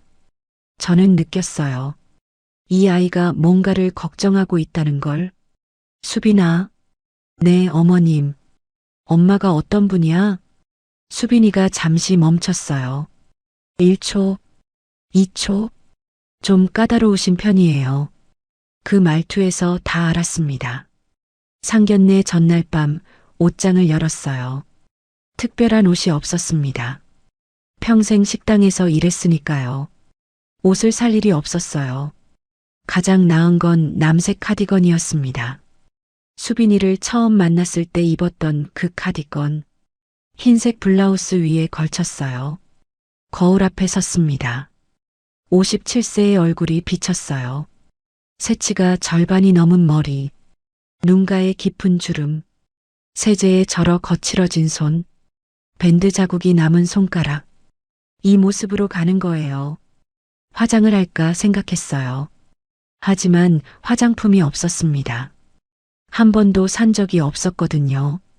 파운데이션이 뭔지, 립스틱을 어떻게 바르는 건지도 몰랐어요. 괜찮아. 깨끗하면 됐어. 거울 속에 제 얼굴에게 말했어요. 괜찮다고. 깨끗하면 됐다고. 손을 내려다봤습니다. 이 손은 숨길 수가 없었어요. 소매를 아무리 내려도 악수를 하면 느끼게 되니까. 그래도 이 손이 부끄럽진 않았어요. 이 손으로 20년을 버텼으니까요. 토요일 오후, 민호가 데리러 왔어요. 차 문을 열어줬습니다. 이 아이가 저한테 차 문을 열어준 건 처음이었어요. 타세요. 응. 차 안이 조용했어요. 라디오도 안 틀었습니다. 민호가 운전대를 잡고 앞만 봤어요. 턱이 살짝 긴장되어 있었습니다. 민호야. 네. 긴장했어? 아니요. 거짓말인 거 알았어요. 턱에 힘이 들어가 있으니까. 정수 씨도 그랬거든요. 긴장하면 아무렇지 않은 척하면서 턱에 힘을 주는 사람이었어요. 아줌마. 응. 오늘. 민호가 말을 멈췄어요. 신호등이 빨간불로 바뀌었습니다. 차가 섰어요. 뭐? 아무것도 아니에요. 다시 출발했습니다. 민호가 하려던 말이 뭐였는지 모르겠어요. 오늘 뭘 조심하라는 건지, 오늘 무슨 일이 있을 수도 있다는 건지, 아니면 전혀 다른 말이었을 수도 있어요. 그냥 조용히 갔습니다. 30분. 한정식 집은 강남에 있었어요. 들어가자마자 알았습니다. 여기는 제가 올 곳이 아니라는 걸. 입구부터 달랐어요. 나무 문에 금색 글씨, 안내하는 직원이 양복을 입고 있었습니다. 신발을 벗고 들어가는데 제 운동화가 눈에 들어왔어요. 다른 사람들의 구두 사이에 놓인 낡은 흰색 운동화. 룸으로 안내받았습니다. 넓었어요. 저희 월세방 2개는 될 만한 크기. 테이블 위에 이미 음식이 차려져 있었어요. 하얀 도자기 위에 정갈하게 놓인 한정식. 코스 요리라고 했습니다. 가격은 모르겠지만 제가 하루 벌어서 먹을 수 있는 음식은 아니라는 건 알았어요. 자리에 앉았습니다. 민호가 제 옆에 맞은편에 빈자리 2개. 5분쯤 지나서 문이 열렸어요. 수빈이가 먼저 들어왔습니다. 연한 크림색 원피스에 진주 귀걸이. 예뻤어요. 저를 보자마자 환하게 웃었습니다.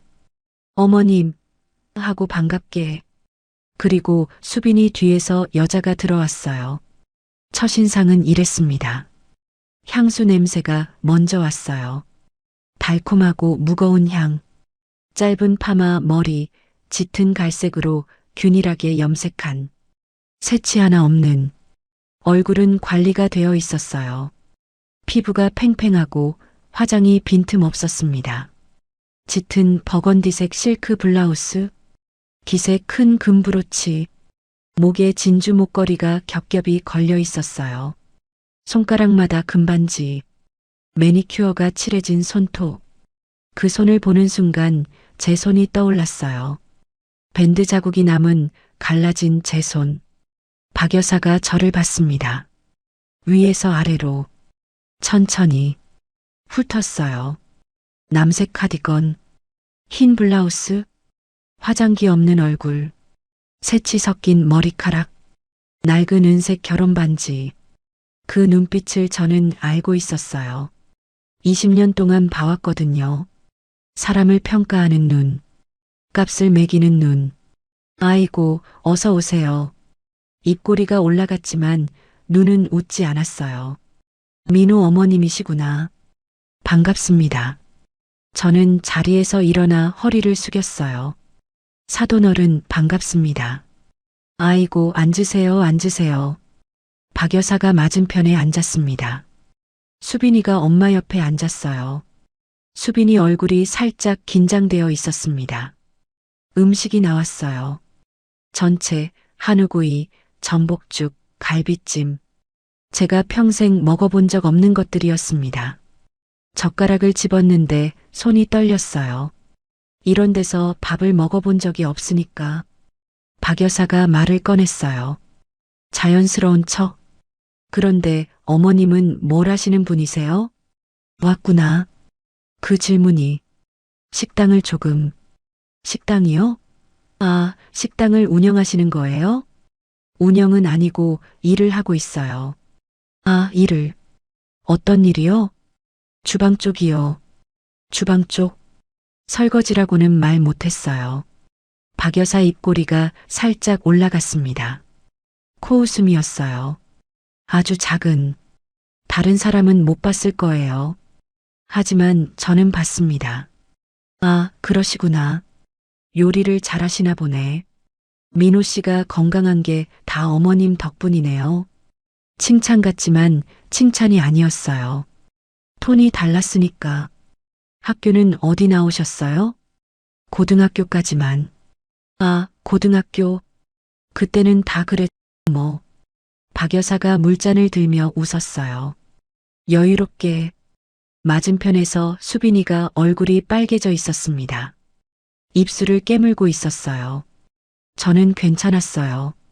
진짜로요. 이런 시선, 이런 질문, 이런 톤. 20년 동안 익숙해진 거였으니까. 고모한테도, 주변 사람들한테도, 학교에서도, 계모라는 것, 식당에서 일한다는 것, 사람들이 눈을 깔고 보는 것.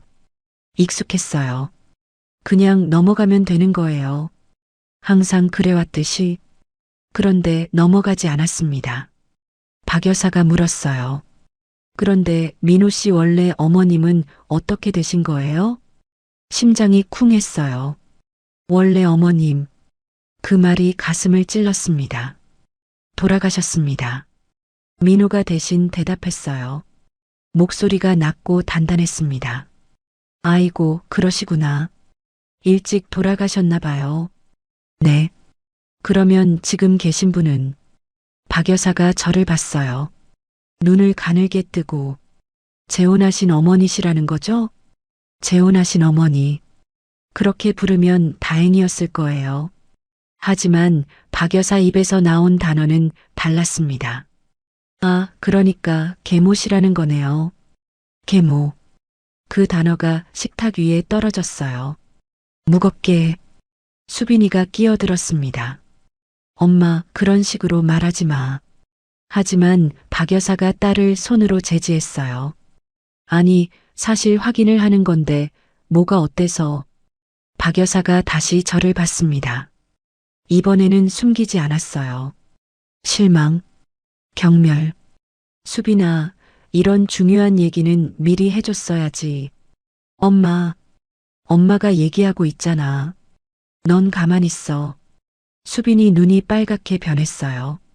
박 여사는 딸을 한번 노려보고는 다시 저를 향했습니다. 그리고 그 말이 나왔어요. 계모 주제에 사돈 대접을 받으시려고요? 시간이 멈췄습니다. 식당 안의 소리가 전부 사라졌어요. 접시 부딪히는 소리도, 바깥 차 소리도, 에어컨 소리도 아무것도 안 들렸습니다. 저는 고개를 숙였어요. 무릎 위에 올린 손이 떨렸습니다. 갈라진 손, 밴드 자국이 남은 손, 20년 동안 새벽 4시에 설거지를 하고 도시락을 싸고 이 아이를 키운 손, 그 손이 떨리고 있었어요. 익숙한 말이었거든요. 계모 주제에, 피도 안 섞인 주제에, 당신이 뭔데? 20년 동안 들어온 말이었습니다. 고모한테, 세상한테, 그리고 지금 이 자리에서 입술을 깨물었어요. 눈물이 올라오는 걸 참으려고. 여기서 울면 안 돼. 민호한테 창피한 사람이 되면 안 돼. 이 아이 상견례 자리니까 내가 참으면 되는 거야. 항상 그래왔듯이 참으면 되는 거야. 고개를 더 숙였습니다. 눈물이 한 방울 무릎 위에 떨어졌어요. 엄마, 그게 무슨 말이야? 수빈이가 소리쳤어요. 목소리가 떨리고 있었습니다. 넌 가만히 있어. 엄마가 네 앞날을 걱정해서 하는 소리야. 시어머니가 식당에서 설거지하는 계모라니 이게 말이 되냐? 우리 집안이 뭔데? 박 여사 목소리가 높아졌어요. 하지만 저는 고개를 들지 않았어요. 눈물을 보이면 안 되니까. 참아. 참으면 돼. 항상 그래왔잖아. 그때였습니다. 의자가 바닥을 긁는 소리가 났어요. 날카롭게.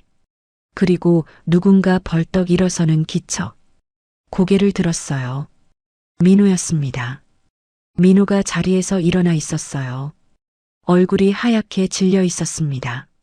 아니, 하얀 게 아니었어요. 빨갛게 달아오르고 있었어요. 눈이 충혈되어 있었습니다. 주먹이 떨리고 있었어요. 저는 이 아이의 이런 표정을 본 적이 없었어요. 17살에 엄마 행세하지 마세요. 하고 소리칠 때도 10살의 아줌마 때문이야 할 때도 이런 얼굴은 아니었습니다. 이건 분노가 아니었어요. 이건 20년이 터지는 얼굴이었습니다. 민호가 테이블을 돌아 박 여사 앞으로 갔어요. 2걸음. 박 여사가 올려다봤습니다. 당황한 얼굴로. 민호 씨, 왜 말이 끝나기 전에 민호의 손이 올라갔어요. 그리고 박 여사의 뺨을 후려쳤습니다. 찰싹 소리가 룸 전체를 울렸어요. 박 여사 얼굴이 옆으로 돌아갔습니다. 뺨이 빨갛게 달아올랐어요. 눈이 커졌습니다. 입이 벌어졌어요. 충격, 경악, 믿을 수 없다는 표정. 지금 우리 어머니한테 뭐라고 하셨습니까? 민호 목소리가 낮았어요. 소리를 지르지 않았습니다. 오히려 조용했어요. 하지만 그 조용함이 더 무서웠어요. 목소리가 떨리고 있었거든요. 분노로. 우리 어머니? 박 여사가 뺨을 잡으며 되물었어요. 네, 우리 어머니요. 저는 숨이 멎었습니다. 어머니, 이 아이가 방금 뭐라고 했지? 우리 어머니, 27년 살면서 이 아이 입에서 한 번도 나오지 않았던 말이 지금 이 자리에서 민호가 말을 이었어요. 떨리는 목소리로. 하지만 한 글자도 흐리지 않게. 이분은 제 계모가 아닙니다. 박 여사가 민호를 올려다봤어요. 뺨을 잡은 채로. 이분은 제 어머니입니다. 민호 눈에 눈물이 고였어요. 하지만 흘리지 않았습니다. 이분이 어떤 분인지 아십니까? 목소리가 갈라졌어요. 아버지가 돌아가시고 친척들이 재산을 가져가려고 했을 때 이분이 저를 지켰습니다. 피 한 방울 안 섞인 아이를 자기 아이처럼. 박 여사가 입을 열려다 닫았어요. 아버지가 남긴 돈, 2억이 넘는 돈을 한 푼도 안 쓰셨습니다. 박 여사 눈이 커졌어요. 수빈이도, 저도, 민호가 저를 알까? 그 통장을. 어떻게 20년 동안 새벽 4시에 일어나서 식당 설거지를 하셨습니다. 돈이 없어서가 아닙니다. 아버지가 남긴 돈은 제 결혼자금으로 모아두시려고 한 푼도 손대지 않으신 겁니다. 저는 몸이 굳었어요. 숨을 쉴 수가 없었습니다. 이 아이가 알고 있었어요. 통장을, 새벽 설거지를, 전부. 갈라진 손으로 매일 도시락을 싸주셨습니다. 편지를 넣어주셨습니다. 한 번도 엄마라는 말을 못 들으면서, 한 번도 고맙다는 말을 못 들으면서 20년을. 민호 목소리가 떨렸어요. 눈물이 턱을 타고 흘렀습니다. 이분보다 위대한 어머니를 저는 본 적이 없습니다. 룸이 고요해졌어요. 아무도 말이 없었습니다. 박 여사가 얼어붙어 있었어요. 손이 뺨에서 내려가지 않은 채로. 수빈이가 일어났어요. 눈물이 볼을 타고 흐르고 있었습니다. 엄마 옆에서 일어나 테이블을 돌아 저에게로 왔어요. 어머니. 수빈이가 제 옆에 앉았습니다. 제 손을 잡았어요. 갈라진 손을 두 손으로 꽉. 그리고 엄마를 봤어요. 엄마, 이제 아셨죠? 이분이 어떤 분인지. 박 여사가 입을 달싹였어요. 하지만 아무 소리도 나오지 않았습니다. 엄마가 사돈이라고 부르기도 부끄러운 분이에요. 엄마보다 훨씬 대단한 분이야. 수빈이 목소리가 칼 같았어요. 하지만 울고 있었습니다. 엄마가 이분한테 사과 안 하면 나 이 결혼 안 해. 박 여사 얼굴이 하얗게 질렸어요. 수빈아. 진심이야, 엄마. 룸안이 조용했어요. 박 여사가 고개를 숙였습니다. 천천히. 금브로치가 달린 블라우스 위로 눈물이 떨어졌어요. 자기가 한 말의 무게를 그제야 느낀 건지 아니면 딸의 말에 충격을 받은 건지 아마 둘 다였을 거예요. 하지만 저는 박 여사를 보고 있지 않았어요. 민호를 보고 있었습니다. 이 아이가 울고 있었어요. 서 있는 채로, 주먹을 쥔 채로 눈물이 턱을 타고 떨어지고 있었어요. 27살 남자가, 의사 가운을 입는 사람이 양복 차림으로 서서 울고 있었어요. 그리고 민호가 천천히 제 앞으로 왔습니다. 무릎을 꿇었어요. 이 좁은 룸 바닥에 양복 바지 무릎이 바닥에 닿았습니다. 고개를 숙였어요. 어머니, 심장이 터질 것 같았습니다. 어머니, 죄송합니다. 저는 손을 뻗었어요. 떨리는 손으로 민호의 머리를 쓸었습니다.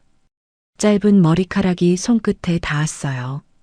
이 아이 머리를 만지는 게 몇 년 만인지 초등학교 때 잠결에 이마를 쓸어준 이후로 한 번도 없었어요. 괜찮아. 목이 메어서 그 한마디밖에 안 나왔어요. 괜찮아, 민호야. 눈물이 멈추질 않았습니다. 어머니라는 말을 이 아이 입에서 들었어요. 20년 만에 새벽 4시에 일어나고 갈라진 손으로 설거지를 하고 도시락을 싸고 쪽지를 넣고 아줌마라는 말을 듣고 엄마 행세하지 말라는 소리를 듣고 그래도 다음 날 또 도시락을 싸고 그 20년이 이 한마디로 돌아왔어요. 어머니, 이 한마디로요. 상견례가 끝났어요. 어떻게 끝났는지 잘 기억이 안 나요. 박 여사가 뭔가 말을 했던 것 같고 수빈이가 제 팔을 잡고 일으켜 세운 것 같고 민호가 계산을 한 것 같고 모든 게 안개 속 같았어요. 정신을 차려보니까 민호 차 안이었습니다. 저는 조수석에 앉아 있었고 민호가 운전대를 잡고 있었어요. 수빈이는 없었습니다. 엄마를 데려가야 한다고 나중에 연락하겠다고 했대요. 제가 못 들은 거였어요. 차가 움직이고 있었습니다. 어디로 가는지 몰랐어요. 민호야. 네. 어디가? 집이요. 수빈이는 걱정 안 하셔도 돼요. 민호 목소리가 차분했어요. 아까 룸에서 떨리던 목소리가 아니었습니다. 하지만 손은 떨리고 있었어요. 운전대를 잡은 손가락 끝이. 저는 창밖을 봤어요. 강남 거리에 불빛이 지나갔습니다. 화려한 불빛. 저와는 상관없는 세상의 불빛. 집 앞에 도착했어요. 좁은 골목. 오래된 빌라. 3층. 민호가 차에서 내렸습니다. 그리고 제 쪽으로 돌아와서 문을 열었어요. 또 오늘 두 번째 올라가요. 저는 고개를 끄덕이고 현관문을 열었어요. 신발을 벗고 불을 켰습니다. 형광등이 깜빡이다 켜졌어요. 좁은 거실, 작은 식탁, 부엌. 이게 20년을 산 집이에요. 민호가 들어왔습니다. 이 아이가 이 집에 오는 건 오랜만이었어요. 서울로 올라간 뒤로 명절에도 잘 안 왔거든요. 바쁘다고, 당직이라고. 저는 다 이해했어요. 의사니까, 바쁘니까, 이해 안 하면 제가 이상한 거니까. 민호가 거실을 둘러봤어요. 아무 말 없이 좁은 거실, 낡은 소파, 작은 텔레비전, 벽에 아무것도 안 걸려 있었습니다. 달력 하나 빼고, 그리고 민호의 시선이 부엌으로 갔어요. 싱크대, 도마, 그 위에 놓인 은색 도시락통, 아직도 있었거든요. 도시락통? 민호가 떠난 뒤에도 치우지 못했어요. 매일 아침 그 도시락통을 보면서 습관처럼 밥을 퍼담으려다 멈추곤 했으니까. 앉아. 차 줄까? 아니요. 민호가 식탁 앞에 앉았습니다. 저도 맞은편에 앉았어요. 마주 앉는 게 어색했어요. 20년을 같이 살았는데 마주 앉아서 이야기를 나눈 적이 거의 없었거든요. 밥을 먹을 때도 텔레비전을 봤고 그 외에는 각자 방이었으니까 한참을 아무 말이 없었어요. 시계 소리가 들렸습니다. 째깍째깍. 벽에 걸린 시계. 밤 9시 23분. 민호가 먼저 입을 열었어요. 아주머니. 말을 멈췄습니다. 고개를 숙였어요. 그리고 다시 어머니. 가슴이 뜨거워졌어요. 아까 식당에서 들었을 때도 그랬지만 이 좁은 부엌에서 둘이서 조용히 듣는 어머니는 달랐습니다. 더 깊었어요. 어머니한테 드릴 게 있어요. 민호가 양복 안주머니에서 뭔가를 꺼냈습니다. 큰 갈색 봉투, 빵빵하게 부풀어 있었어요. 식탁 위에 올려놓았습니다. 저는 그걸 봤어요. 이게 뭐야?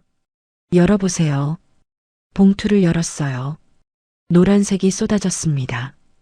포스트잇, 노란 포스트잇, 수십 장, 수백 장, 봉투에서 쏟아져 나왔어요. 오늘도 맛있게 먹어 순자 아줌마. 시험 잘 봐. 응원해 순자 아줌마.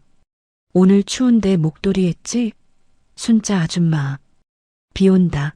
우산 챙겨 순자 아줌마. 생일 축하해. 맛있는 거 먹자 순자 아줌마. 감기 조심해. 오늘도 힘내. 밥 꼭 챙겨 먹어. 갈라진 손글씨. 제 글씨. 20년치. 이게 목소리가 안 나왔어요. 한 장도 안 버렸어요. 민호가 말했습니다. 목소리가 떨리고 있었어요. 한 장도요. 저는 포스트잇을 한 장 집었어요. 손이 떨렸습니다.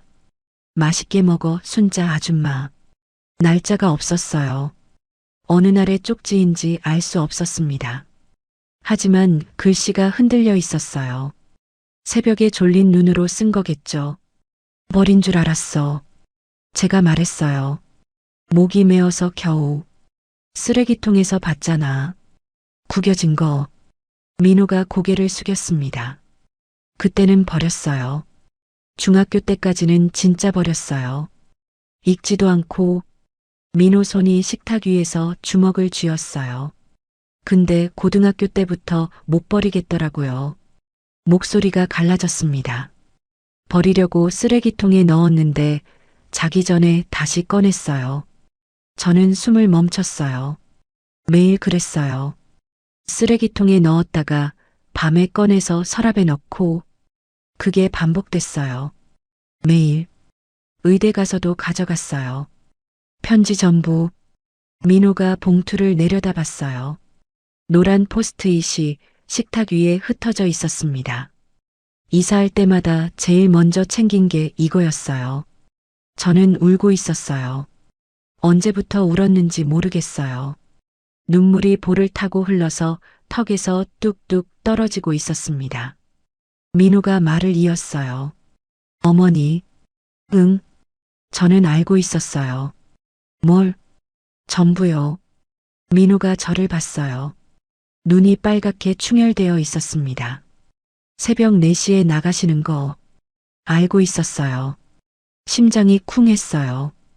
중학교 2학년 때 새벽에 화장실을 가다가 현관문 닫히는 소리를 들었어요. 몇 시인지 봤더니 4시 20분이었어요. 다음 날도 들었어요. 그 다음 날도 매일 민호 목소리가 떨렸어요. 어디 가시나 싶어서 한 번은 몰래 따라갔어요. 숨이 막혔습니다. 캄캄한 새벽에 혼자 걸어가시더라고요. 바람이 부는데 고개를 숙이고 주머니에 손을 찔러 넣고 저는 아무 말도 못했어요. 식당에 들어가시는 걸 봤어요. 뒷문으로 불이 켜지고 싱크대 앞에 서시는 게 창문으로 보였어요. 민호가 주먹을 꽉 쥐었어요. 설거지 하시는 거였어요. 새벽 4시 반에. 그리고 통장도 알고 있었어요. 저는 몸이 굳었습니다. 고등학교 2학년 때요. 민호가 천천히 말했어요. 어머니 서랍에서 통장을 발견했어요. 그 서랍, 부엌 서랍. 20년 동안 한 번도 열지 않은 줄 알았던 그 서랍. 먼지가 쌓여 있었어요. 통장 위에 오래됐다는 뜻이잖아요. 한 번도 안 쓰셨다는 뜻이잖아요. 민호 눈에서 눈물이 떨어졌어요. 뚝, 잔액을 봤어요. 2억 3천만 원이었어요. 이자가 붙어서 민호가 이를 꽉 깨물었어요. 턱이 파르르 떨렸습니다. 2억이 넘는 돈이 있는데 새벽 4시에 설거지를 하고 계셨어요. 손이 갈라지도록, 밴드를 감아도 벗겨지도록, 겨울에 피가 나도록. 민호 목소리가 터졌습니다. 왜요? 왜 그 돈을 안 쓰신 거예요? 저는 대답하지 못했어요. 눈물만 흘렸습니다. 엄마 행세하지 말라고 소리친 놈 때문에, 엄마도 아니라고 한 놈 때문에 2억을 안 쓰고 새벽마다 설거지를 하신 거잖아요. 민호가 두 손으로 얼굴을 감쌌어요. 화장실에서 울었어요. 통장 보고 한참을. 저는 그제야 알았어요. 이 아이가 왜 미친 듯이 공부했는지, 장학금을 받겠다고 한 이유가 뭐였는지, 무리하지 않아도 된다고 전화한 이유가 뭐였는지, 이 아이가 다 알고 있었기 때문이에요. 새벽 4시를, 갈라진 손을, 통장을, 전부 알면서 엄마라고 못 부른 거예요. 미안해서, 부끄러워서, 엄마 행세하지 마세요 하고 소리친 놈이 이제 와서 엄마라고 부를 자격이 없다고 그렇게 생각한 거예요. 그래서 공부를 한 거예요. 의사가 되면, 어머니한테 편한 삶을 드리면 그때는 자격이 생길 거라고. 그렇게. 이 바보 같은 아이가. 민호야. 고개 들어. 민호가 두 손을 내렸어요. 얼굴이 영망이었습니다. 27살 의사가 아이처럼 울고 있었어요. 다 알고 있었으면서 왜 이제야 말해. 자격이 없었으니까요. 무슨 자격? 엄마라고 부를 자격이요. 바보야. 눈물이 또 쏟아졌어요. 자격이 뭐가 필요해. 그냥 부르면 되는 건데. 민호가 양복 안주머니에서 또 뭔가를 꺼냈어요. 봉투 하나. 이번엔 흰색. 오래된 봉투. 끝이 누렇게 변색되어 있었습니다. 이건 뭐야? 아버지 유품이에요. 가슴이 덜컥 내려앉았어요. 아버지 짐을 정리할 때 나온 거예요. 어머니가 못 보신 거요. 봉투 겉면에 글씨가 있었어요. 정수 씨 글씨. 민호에게. 손이 떨렸습니다. 봉투를 열었어요. 접힌 편지지 한 장. 정수 씨의 글씨가 빼곡했어요. 20년 전에 잉크. 살짝 번진 곳이 있었습니다. 눈물이 떨어진 자국 같았어요. 쓰는 사람이 울면서 쓴 거예요. 민호야, 아빠가 이 편지를 쓰는 건 아빠한테 무슨 일이 생길지 몰라서야. 건설 현장이란 게 그래. 언제 어떻게 될지 모르는 거거든. 그래서 니한테 미리 말해두고 싶은 게 있어. 순자는 내 엄마야. 뱃속에서 낳은 엄마는 아니지. 하지만 니를 사랑하는 건 친엄마하고 똑같아. 아빠가 보장한다. 아빠가 순자를 만난 건 인생에서 제일 잘한 일이야. 그리고 순자가 너를 받아준 건 아빠한테 가장 고마운 일이야. 나중에 네가 크면 알게 될 거야. 피가 섞이지 않아도 엄마가 될 수 있다는 걸. 매일 밥 해주고 도시락 싸주고 아플 때 이마 짚어주는 게 엄마라는 걸. 민호야, 순자한테 잘해라. 엄마라고 불러줘라. 그게 아빠의 마지막 부탁이다. 아빠가 편지를 읽는 동안 눈물이 글씨 위에 떨어졌어요. 정수 씨가 울면서 쓴 편지 위에 20년 뒤에 제 눈물이 겹쳤습니다. 이 사람이 이런 편지를 써놓았구나. 사고가 나기 전에 혹시나 해서 민호한테 아빠가 순자를 만난 건 인생에서 제일 잘한 일이야. 그 문장에서 한참을 멈췄어요. 글씨가 안 보였어요. 눈물 때문에. 민호가 말했어요. 고등학교 때 발견한 거예요. 아버지 짐 정리하다가 통장을 발견한 날하고 같은 날이었어요. 같은 날. 이 아이가 같은 날에 통장과 편지를 발견한 거예요. 편지 읽고 통장 보고 그날 밤에 화장실에서 한참을 울었어요. 민호가 고개를 숙였어요. 그때 알았어요. 제가 얼마나 나쁜 놈인지. 민호야, 새벽마다 설거지하는 사람한테 엄마 행세하지 말라고 소리친 놈이에요, 저는. 그만해. 도시락 싸주는 사람한테 창피하다고 학교에 오지 말라고 한 놈이에요. 그만하라니까. 아버지가 엄마라고 불러달라고 부탁까지 했는데 10년이 지나도록 아줌마라고만 부른 놈이에요. 민호가 식탁에 이마를 댔어요. 엎드렸습니다. 어깨가 들썩였어요. 미안해요. 목소리가 부서져 있었어요. 엄마, 저는 심장이 멈추는 줄 알았어요. 엄마, 미안해요. 엄마, 엄마라고 했어요. 식당에서의 어머니가 아니라, 공식적인 자리에서의 호칭이 아니라, 엄마, 이 아이가 태어나서 저한테 처음으로, 엄마, 저는 자리에서 일어났어요. 식탁을 돌아갔습니다. 민호 옆에 앉았어요. 바닥에 엎드려 우는 이 아이 옆에. 그리고 안았어요. 27살 다 큰 남자를, 의사를, 양복 입은 어른을 껴안았습니다. 민호가 제 품에서 울었어요. 아이처럼 7살 때 잠꼬대에서 엄마 하던 그 아이처럼. 괜찮아. 머리카락을 쓸었어요. 갈라진 손으로. 괜찮아, 민호야. 민호가 더 세게 울었습니다. 엄마 미안해. 엄마, 미안하지 마. 20년 동안, 20년이 뭐 어때? 저도 울면서 웃었어요. 지금 들었잖아. 그거면 됐어. 민호가 고개를 들었어요. 눈이 퉁퉁 부어 있었습니다. 코가 빨갛고 볼에 눈물 자국이 번져 있었어요. 17살에 엄마 행세하지 마세요. 하고 소리치던 얼굴이 아니었습니다. 7살에 아줌마는 엄마 아니야 하던 얼굴도 아니었어요. 그냥 아이였어요. 엄마한테 안기고 싶었던 아이. 20년 동안 참았던 아이. 엄마, 응, 사랑해요. 저는 이 아이의 이마에 손을 얹었어요.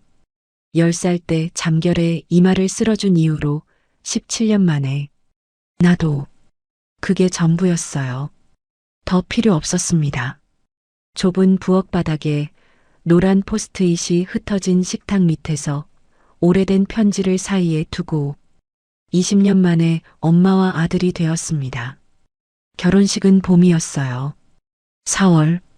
벚꽃이 피는 주말. 서울 시내의 웨딩홀. 저는 아침 6시에 눈을 떴습니다. 알람보다 먼저 20년 동안 새벽에 일어나는 게 몸에 배어서 특별한 날에도 몸이 알아서 깨더라고요. 일어나서 가장 먼저 한 건 부엌 서랍을 여는 거였어요. 통장이 있었습니다. 파란색 표지, 먼지가 쌓여 있었어요.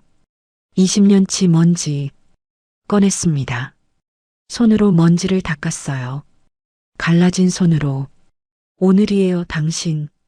약속 지키는 날이에요. 한복을 입었습니다. 수빈이가 보내준 거예요. 연한 분홍색 저고리에 남색 치마. 상자를 열었을 때 저는 한참을 들여다봤어요. 이렇게 고운 옷을 입어본 적이 없었거든요. 결혼할 때도 한복을 안 입었어요. 구청에서 도장 찍고 국수 먹은 게 전부였으니까. 정수 씨와의 결혼식에 한복은 없었습니다. 57년 살면서 처음 입는 한복이었어요. 거울 앞에 섰습니다. 낯선 사람이 보였어요. 새치 섞인 머리를 단정하게 올리고 분홍 저고리를 입은. 주름이 깊었고 눈가에 세월이 묻어 있었지만 웃고 있었어요. 거울 속에 저는 수빈이가 미용실도 예약해줬습니다. 처음이었어요. 미용실에서 머리를 하는 게. 머리를 만지는 원장님이 그러셨어요. 어머님, 피부가 참 좋으시네요. 거짓말인 거 알았어요. 좋을 리가 없잖아요. 20년 동안 세제를 만진 사람 피부가. 그래도 기분이 좋았습니다. 고마워요. 손을 무릎 위에 가지런히 올렸어요. 갈라진 손, 밴드 자국이 남은 손가락. 오늘은 밴드를 붙이지 않았어요. 숨기지 않기로 했거든요. 이 손이 부끄러웠던 적이 있었어요. 소매를 내리고 악수할 때 움츠리고. 하지만 이제는 아니에요. 이 손으로 20년을 버텼으니까. 이 손으로 이 아이를 키웠으니까. 웨딩홀에 도착했을 때 수빈이가 뛰어왔어요. 순백의 웨딩드레스. 면사포가 살짝 올려져 있었습니다. 환하게 웃고 있었어요. 눈이 반짝거렸어요. 어머님. 수빈이가 제 두 손을 잡았어요. 꼭. 어머님, 너무 예쁘세요. 아이고, 예쁜 건 너지. 아니에요, 진짜요. 한복이 너무 잘 어울리세요. 수빈이 눈가가 빨갛게 물들었어요. 오늘 하루 종일 울겠구나 싶었어요. 저도 마찬가지였지만. 어머님, 드릴 말씀이 있어요. 응, 뭔데? 엄마가 어머님한테 할 말이 있대요. 심장이 쿵했어요. 대기실 문이 열렸습니다. 박 여사가 서 있었어요. 상견례 때와 달랐습니다. 버건디 블라우스도 금브로치도 아니었어요. 은색 회색 한복을 입고 있었습니다. 화장이 연했어요. 그리고 표정이. 눈이 부어 있었어요. 순자 씨. 박 여사가 저를 불렀습니다. 어머님도 사돈도 아닌 이름으로. 잠깐만요. 박 여사가 다가왔어요. 그리고 멈춰 섰습니다. 저보다 반걸음 앞에. 침묵이 흘렀어요. 박 여사 입술이 떨렸습니다. 그날 제가 한 말. 목소리가 갈라졌어요. 취소할 수 없다는 거 알아요. 한 번 뱉은 말은 주워 담을 수가 없으니까. 하지만 박 여사가 고개를 숙였어요. 깊이. 허리가 90도로 꺾일 만큼. 죄송합니다. 저는 멈칫했어요. 수빈이한테 다 들었어요. 20년 동안 어떻게 사셨는지. 통장 얘기도, 새벽 설거지도, 도시락도. 박 여사 어깨가 떨리고 있었어요. 저는 그런 분한테 감히 그런 말을 한 거예요. 고개 드세요. 아니요. 박 여사가 고개를 들지 않았어요. 저는 돈으로 사돈값을 매긴 사람이에요. 학벌로 사람을 본 사람이에요. 근데 순자 씨는 20년 동안 돈이 있는데도 안 쓰고 남의 아이를 자기 아이로 키운 사람이잖아요. 박 여사 목소리가 작아졌어요. 제가 부끄럽습니다. 저는 박 여사 어깨에 손을 얹었어요. 갈라진 손을. 됐어요. 됐어요, 사돈. 박 여사가 고개를 들었습니다. 눈물이 볼을 타고 흐르고 있었어요. 매니큐어 칠한 손으로 눈물을 닦았습니다. 아이들이 잘 살게 해줍시다. 그거면 된 거예요. 박 여사가 고개를 끄덕였어요. 한참을. 고마워요, 순자 씨. 결혼식 시간이 됐습니다. 하객이 가득 찬 홀. 민호 쪽 하객은 병원 동료들이 대부분이었어요. 수빈이 쪽은 가족과 간호사 동기들. 꽃이 많았어요. 흰 장미와 안개꽃. 저는 대기실에서 기다리고 있었어요. 정미가 옆에 앉아 있었습니다. 야, 순자야. 응. 울지 마라 오늘. 안 울어. 거짓말. 네 벌써 눈이 빨갛잖아. 정미가 웃었어요. 저도 웃었습니다. 정미야. 왜? 고마워. 진짜로. 뭐가? 20년 동안 옆에 있어줘서. 정미가 얼굴을 돌렸어요. 야, 울리지 마라. 나도 화장했단 말이야. 코를 훌쩍였습니다. 화장이 번지고 있었어요. 사회자 목소리가 울렸어요. 신랑 어머님 입장하시겠습니다. 심장이 멎는 줄 알았어요. 신랑 어머님. 저요? 제가 신랑 어머님이에요? 정미가 제 등을 밀었어요. 가 빨리. 문이 열렸습니다. 긴 복도가 보였어요. 버진로드. 양옆에 하객들이 서 있었습니다. 꽃잎이 뿌려져 있었어요. 첫 발을 내디뎠습니다. 발이 떨렸어요. 한복 치마가 흔들렸습니다. 하객들의 시선이 느껴졌어요. 수백 개의 눈. 저 같은 사람이 이 길을 걸어도 되는 걸까? 설거지하는 아줌마가, 계모가, 고등학교밖에 못 나온 사람이 한 발 한 발 천천히 걸었어요. 그때 앞이 보였습니다. 민호가 서 있었어요. 검은 턱시도, 하얀 셔츠, 가슴에 흰 장미 부토니에 정수 씨를 닮은 넓은 어깨, 아버지를 닮은 턱선, 그리고 민호의 눈이 저를 봤어요. 빨갛게 물든 눈, 입술을 꽉 깨물고 있었어요. 울지 않으려고. 저도 입술을 깨물었습니다. 여기서 울면 안 돼. 걸어야 해. 끝까지. 한 발, 한 발. 정수 씨, 보여요? 당신 아들이 저기 서 있어요.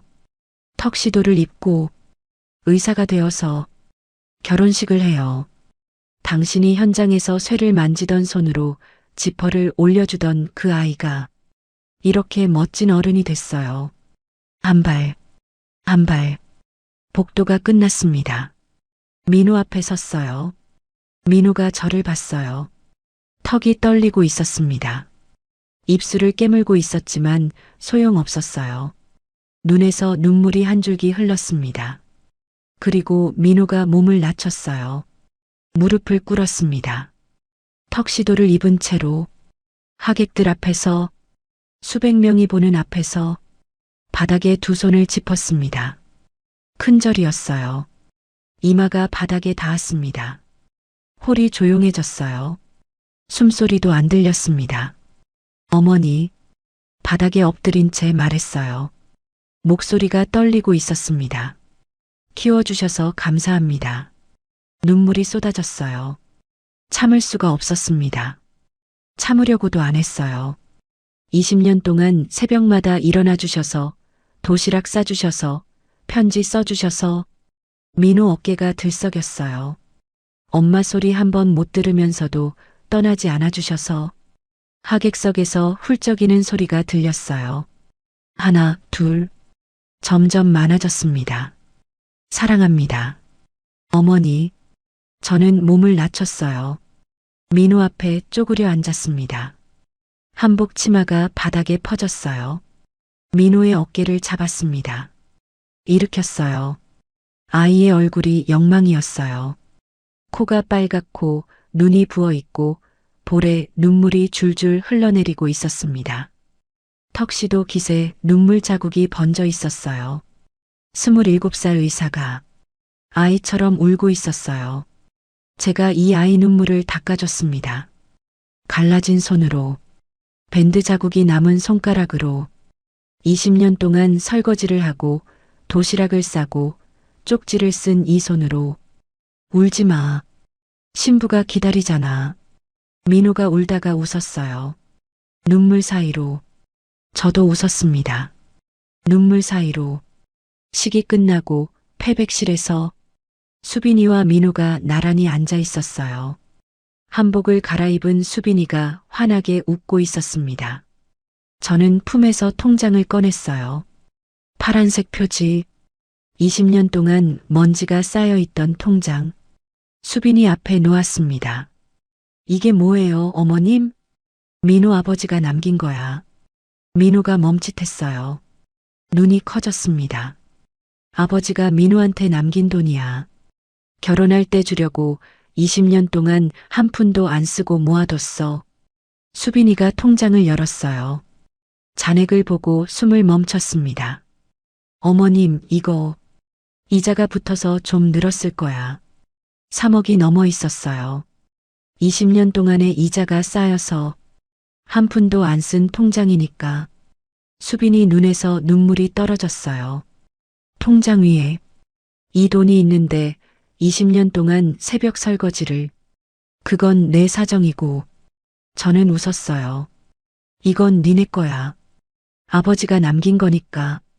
민호를 봤습니다. 민호야. 네. 아버지가 너한테 남긴 거야. 이 돈으로 수빈이랑 잘 살아. 민호가 입을 열었다 닫았어요. 뭔가 말하려다 못했습니다. 턱이 떨리고 있었어요. 또 울 것 같은 얼굴이었습니다. 울지 마. 오늘 너무 많이 울었잖아. 감사합니다. 감사는 아버지한테 해. 민호가 고개를 숙였어요. 그리고 작게, 정말 작게, 감사합니다, 아버지. 저는 고개를 돌렸어요. 창밖으로 벚꽃이 보였어요. 바람에 흩날리고 있었습니다. 당신 들었지? 아들이 고마워한대. 당신이 남긴 거 잘 전해줬어. 약속 지켰어, 당신. 20년 걸렸지만 지켰어요. 전화벨이 울렸어요. 저는 거실 소파에 앉아 텔레비전을 보고 있었습니다. 저녁 7시, 뉴스 시간. 화면에 민호가 떴어요. 휴대폰을 집었습니다. 엄마, 심장이 따뜻해지는 소리. 1년이 지났는데 아직도 익숙하지가 않아요. 이 아이가 저를 엄마라고 부르는 게 들을 때마다 가슴이 뜨거워져요. 매번, 응, 민호야. 밥 먹었어? 먹었어. 뭐 먹었어? 된장찌개. 또 된장찌개야? 반찬은? 있어. 잔소리 마. 민호가 웃었어요. 전화기 너머로 웃음소리가 들렸습니다. 이 아이가 웃는 소리를 듣는 게 1년 전만 해도 상상할 수 없는 일이었어요. 수빈이는? 옆에 있어. 바꿔줄까? 아니야, 됐어. 수빈이한테 무리하지 말라고 해. 알았어. 수빈이가 임신 6개월이었어요. 아들이래요. 민호가 전화로 알려줬을 때 저는 또 울었습니다. 정미한테 전화해서 나 할머니 된다 했더니 정미도 울었어요. 둘이 전화기 붙들고 한참을 울었습니다. 이 나이가 되니까 기쁜 일에도 눈물이 나더라고요. 엄마, 응, 이번 주말에 갈게. 수빈이랑 같이. 그래, 뭐 해줄까? 된장찌개.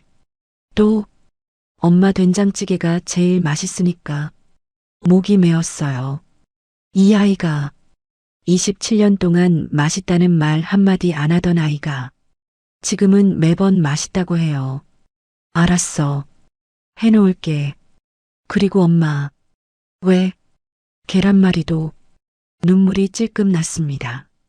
웃으면서. 그래. 도톰하게 말아놓을게. 고마워, 엄마. 사랑해. 나도. 전화가 끊겼어요. 매일이에요. 전화가 매일 와요. 저녁 7시쯤. 거의 정확하게. 엄마 밥 먹었어? 이 한마디로 시작하는 전화. 바쁜 날은 30초, 여유 있는 날은 5분. 가끔은 수빈이가 바꿔서 어머님, 오늘 뭐 드셨어요? 하고 물어봐요. 짧은 전화예요. 별거 아닌 전화. 그런데 이 전화 한 통이 하루를 버티게 해줘요. 전화를 끊고 거실을 둘러봤어요. 이 집은 민호가 구해줬어요. 결혼 전에. 이제 월세방은 아니에요, 엄마. 그러면서 열쇠를 줬습니다. 작은 아파트예요. 방 2개, 거실 하나, 부엌 하나. 대단한 집은 아니지만 월세방이 아닌 집은 20년 만에 처음이었어요. 거실에 사진이 걸려 있습니다. 결혼식 사진이에요. 민호가 턱시도를 입고 제 옆에 서 있는 사진. 저는 분홍 저고리를 입고 웃고 있었어요. 수빈이가 반대편에서 환하게 웃고 있었습니다. 그 옆에 또 하나. 정수 씨 사진. 예전에 월세방 서랍 안에 넣어두었던 사진을 꺼내서 액자에 넣었어요. 건설 현장에서 웃고 있는 사진. 투박한 작업복. 따뜻한 미소. 소파에서 일어나 그 사진 앞에 섰어요. 당신. 사진 속에 정수 씨가 웃고 있었어요. 20년 전이나 지금이나 같은 미소. 민호가 매일 전화해요. 사진을 손으로 쓸었어요. 갈라진 손으로. 이 손은 여전히 거칠었습니다. 식당 일은 그만뒀지만 20년의 흔적은 쉽게 사라지지 않더라고요. 매일 물어봐요. 밥 먹었냐고. 눈물이 한 줄기 흘렀어요. 슬픈 눈물은 아니었어요. 매일요, 당신. 웃었습니다. 아들이 매일 엄마한테 밥 먹었냐고 전화해요. 사진 속 정수 씨가 웃고 있었어요. 더 환하게 웃는 것 같았어요. 착각이겠죠. 하지만 그렇게 보였어요. 당신 고마워요. 민호를 제게 맡겨줘서 20년 걸렸지만 우리 아들 잘 컸어요. 창밖으로 해가 지고 있었어요. 노을이 붉었습니다. 작은 아파트 거실로 노을빛이 들어왔어요. 부엌으로 갔습니다. 냉장고를 열었어요. 주말에 민호가 온다고 했으니까 된장찌개 재료를 확인했어요. 감자, 두부, 호박, 된장 다 있었습니다. 그리고 계란 있었어요. 계란말이를 말아야지. 도톰하게. 냉장고를 닫으면서 싱크대 위를 봤어요. 은색 도시락통이 있었습니다. 아직도 민호가 떠난 뒤에도 못 치운 그 도시락통. 이제는 쓸 일이 없는데도 거기 있었어요. 곧 다시 쓰게 될 거예요. 손주가 태어나면 이 할머니가 도시락을 싸줄 거예요. 반찬 4가지에 계란말이에 쪽지 1장. 포스트잇은 아직 남아 있었어요. 노란색 서랍에 한 장을 꺼냈습니다. 펜을 들었어요. 뭐라고 쓸까 생각하다가 그냥 이렇게 적었어요. 사랑해 엄마. 아무도 줄 사람은 없었어요. 아직은. 하지만 그 쪽지를 식탁 위에 올려놨습니다. 순자 아줌마가 아닌 엄마로 쓴 첫 번째 쪽지. 20년이 걸렸어요. 하지만 괜찮아요. 지금부터는 엄마니까. 피보다 진한 건 밥이었고, 밥보다 진한 건 20년이었고, 20년보다 진한 건 엄마라는 한마디였습니다. 여러분도 행복하세요. 사랑의 늦은 나이는 없고, 가족의 늦은 시작도 없으니까요.